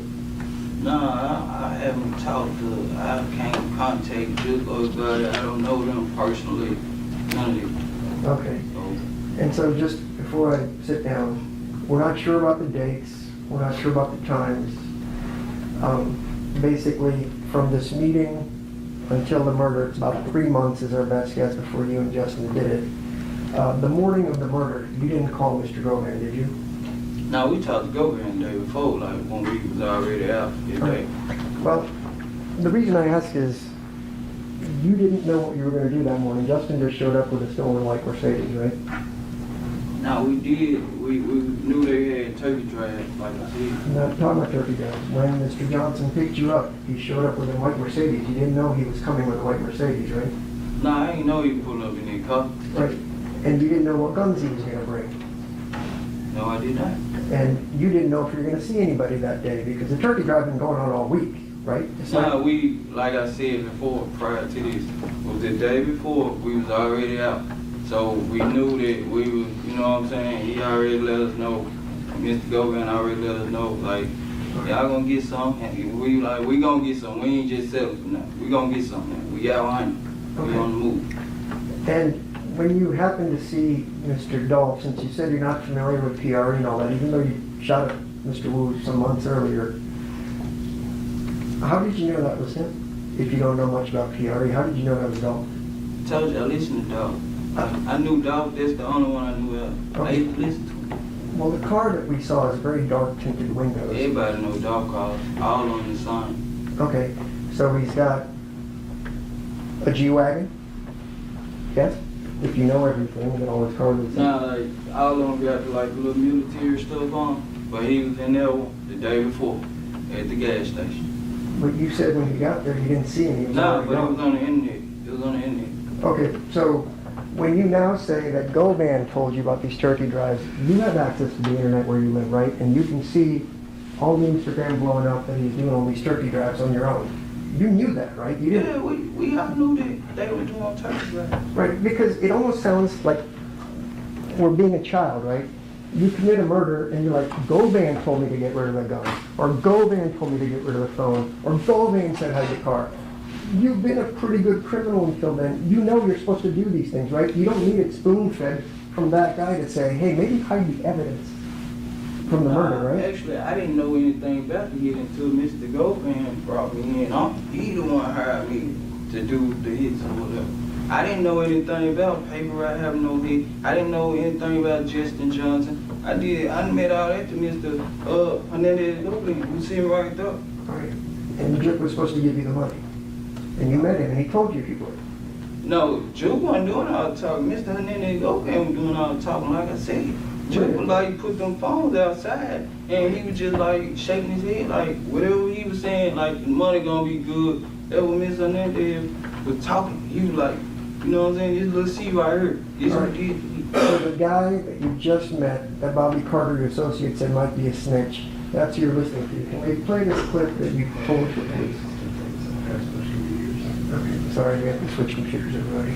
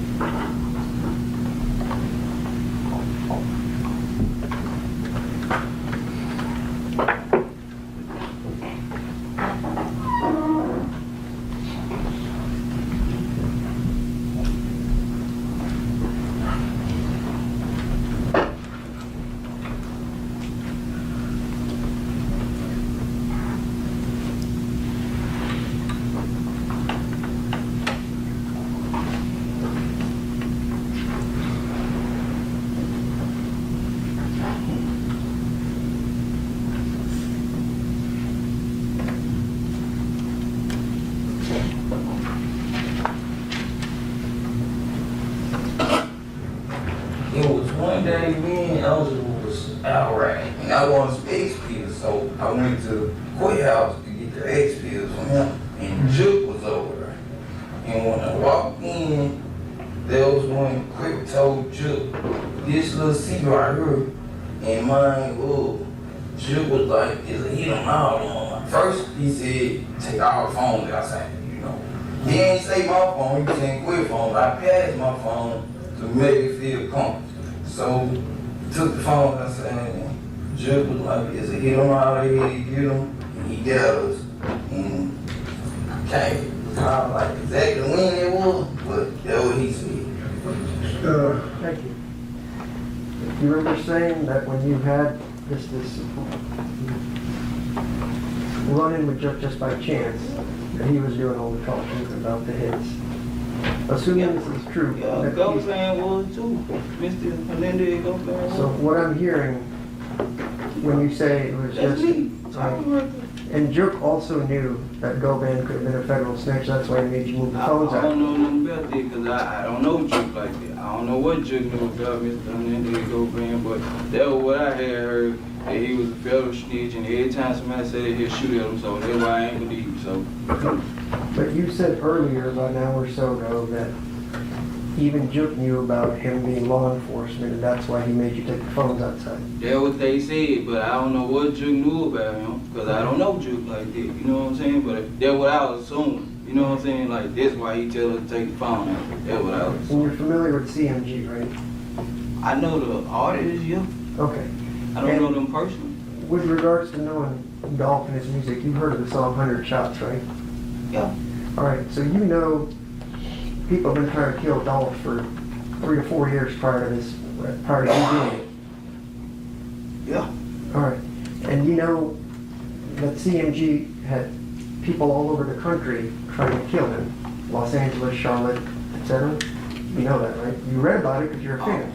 Yeah, I don't know exactly who it was or nothing like that. I don't know, but I know they've been having beef. I know them. All right, and Yo Gotti's very successful, wealthy, all that kind of stuff, right? Yeah. So of all the people that they could have hired to kill the biggest name in Memphis, they picked some no-name guy that sells a couple of pills on Bradley Street in Orange Mound to set you up to go kill somebody instead of paying some real professionals what they're doing, even though he'd been shot at repeatedly in other places, right? Yeah. Come from Mr. Hernandez Govan, he was saying I ain't want nobody on their camp doing it, so that's why he had us Okay. on the team. Yeah, Govan set it all up, right?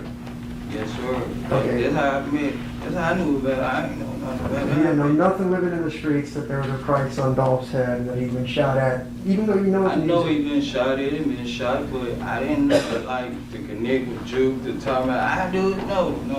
I do it, pick me, no. Mr. Hernandez Govan hired me to do the job. I appreciate your time. No problem. Appreciate you. George, you haven't, like, I need to check on something. I may have a couple more questions for, we need a break on the break. We need to take a break. Let's stay in a brief recess. Court stands in a brief recess. Yes, I have a few follow-up questions for you, based on some of the things that Mr. Aurora actually, okay? Yes, ma'am. Alright, so the date you got arrested, that was December the 9th, 2021. Correct. And you spoke with police that day. Yes, ma'am.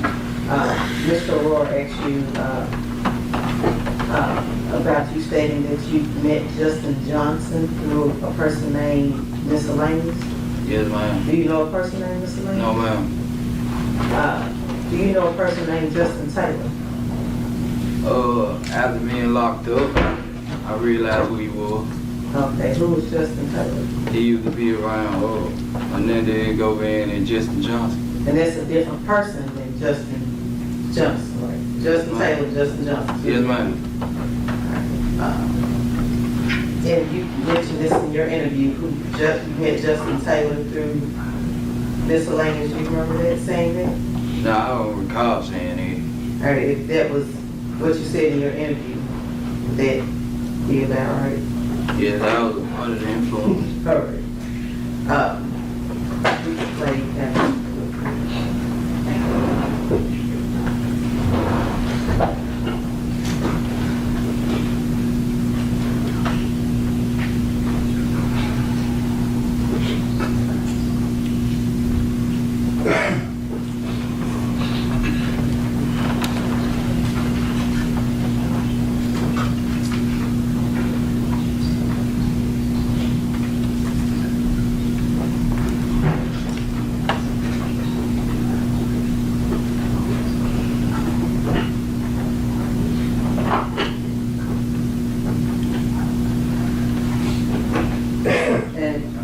Cornelius, do you recognize the person in this video? Yeah, it look like me. Okay. Play this cool.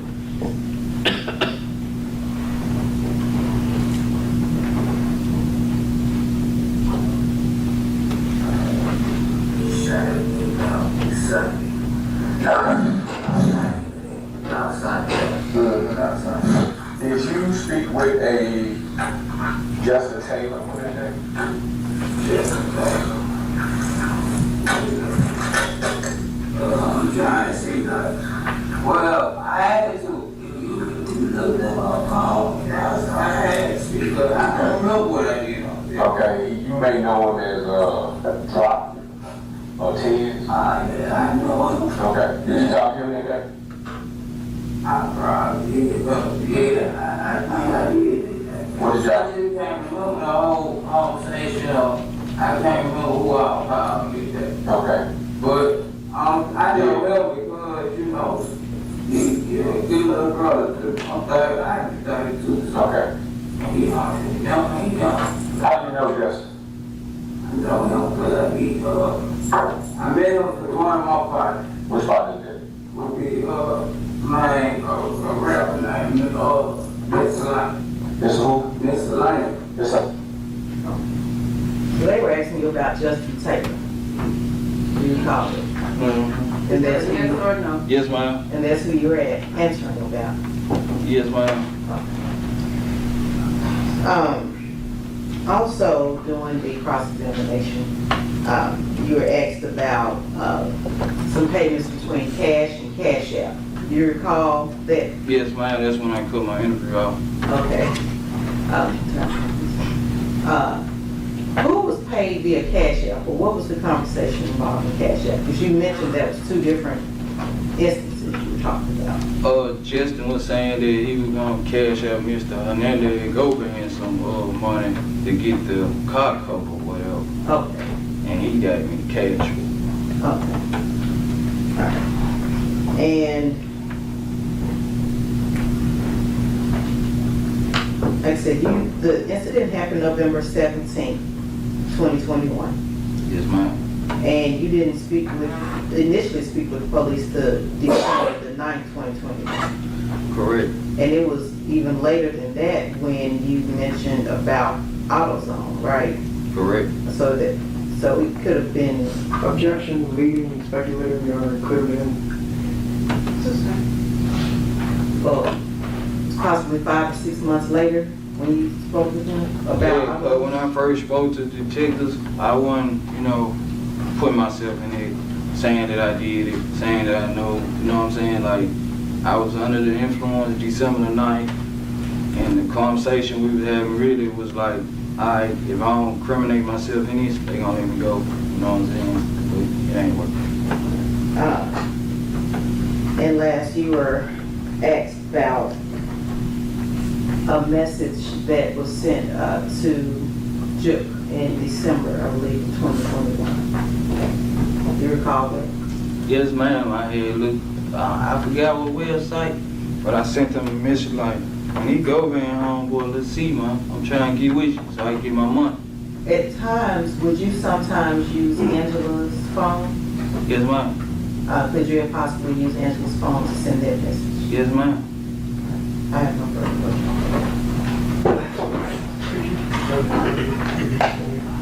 You should ask the government to play the same audio clip instead of. Was that tape ready to pull back up? Okay, please.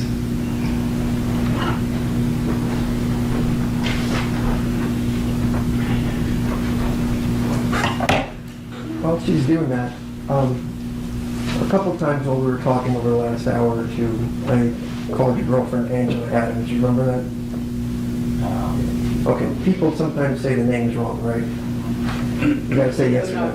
Yeah. All right. They're asking you about Justin Taylor. Do you know Justin Taylor? I met him through Mr. Hernandez and Justin. Okay, but the reason I ask is you said you talked to Justin that day of the shooting. Justin Johnson? Yeah. Yeah, there's straight drop Justin Johnson. Right, and the cop says Justin Taylor, you may know him as Brock. Do you remember hearing that? She's going to play the game for you, so I don't want to pull the wool over the jury's eyes. You knew exactly who he was talking about. He just switched out the names, just like I've done, and the jury certainly do, because there's so many people involved. When he said, did you talk to Justin Taylor, dropped, or wherever, on the day of the homicide, you meant Justin Johnson. You said yes, right? I didn't incriminate myself. I'm not asking. None of them that day.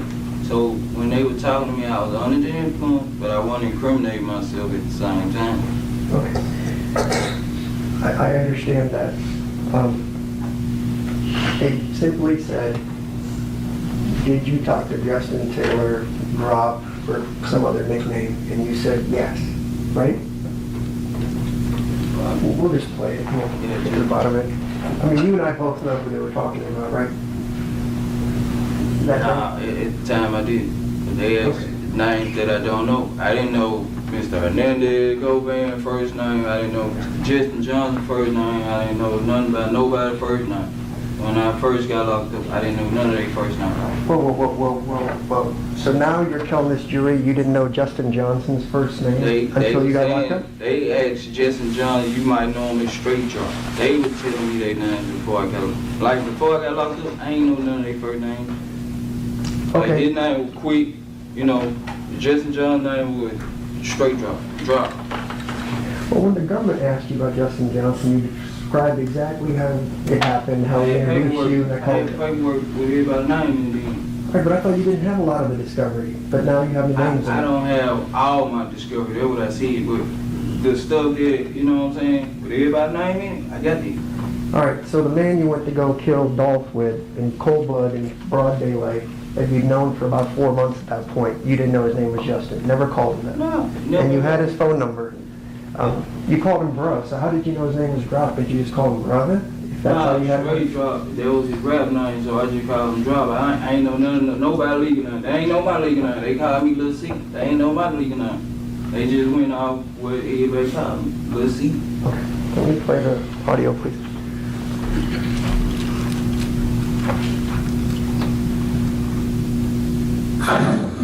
He shot at me about Sunday. Outside. Did you speak with a Justin Taylor from that day? Justin Taylor. I'm trying to see that. Well, I had to. You looked at my phone. I had to speak, but I don't know what I did on this. Okay, you may know him as Drop or Tiz. I know him. Okay, did you talk to him that day? I probably did, but yeah, I did. What did y'all say? Keep going until he says miscellaneous, please. I can't remember who I probably did. Okay.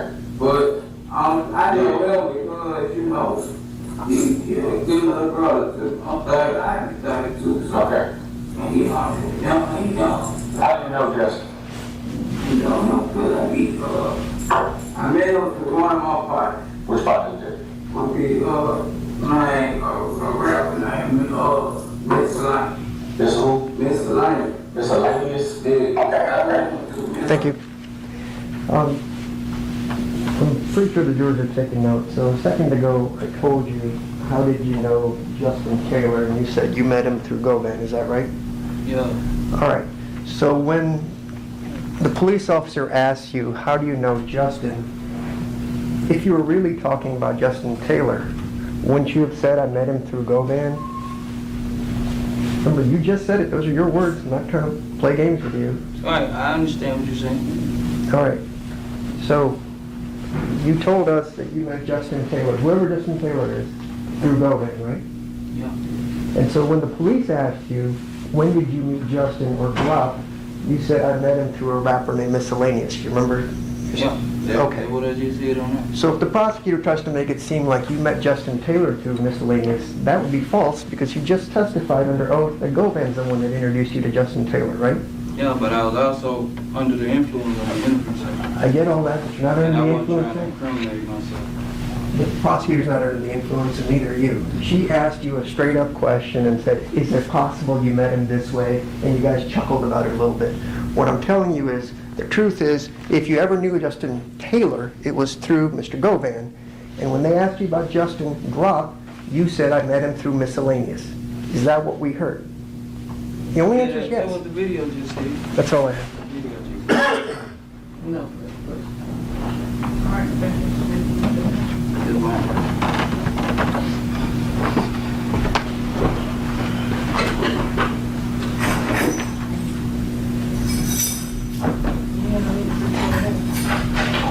We do have one witness, Angela Short. Or she's short. No, No, I don't believe she is. No, can we start that first thing in the morning? Because I don't want to work late today. There's no, this is first day. Jules have been here all day. I don't want to wear them down and out. It's too early to do that. So we will get started first thing in the morning at 9:30. Okay, ladies and gentlemen, I'm going to admonish you again not to talk about it.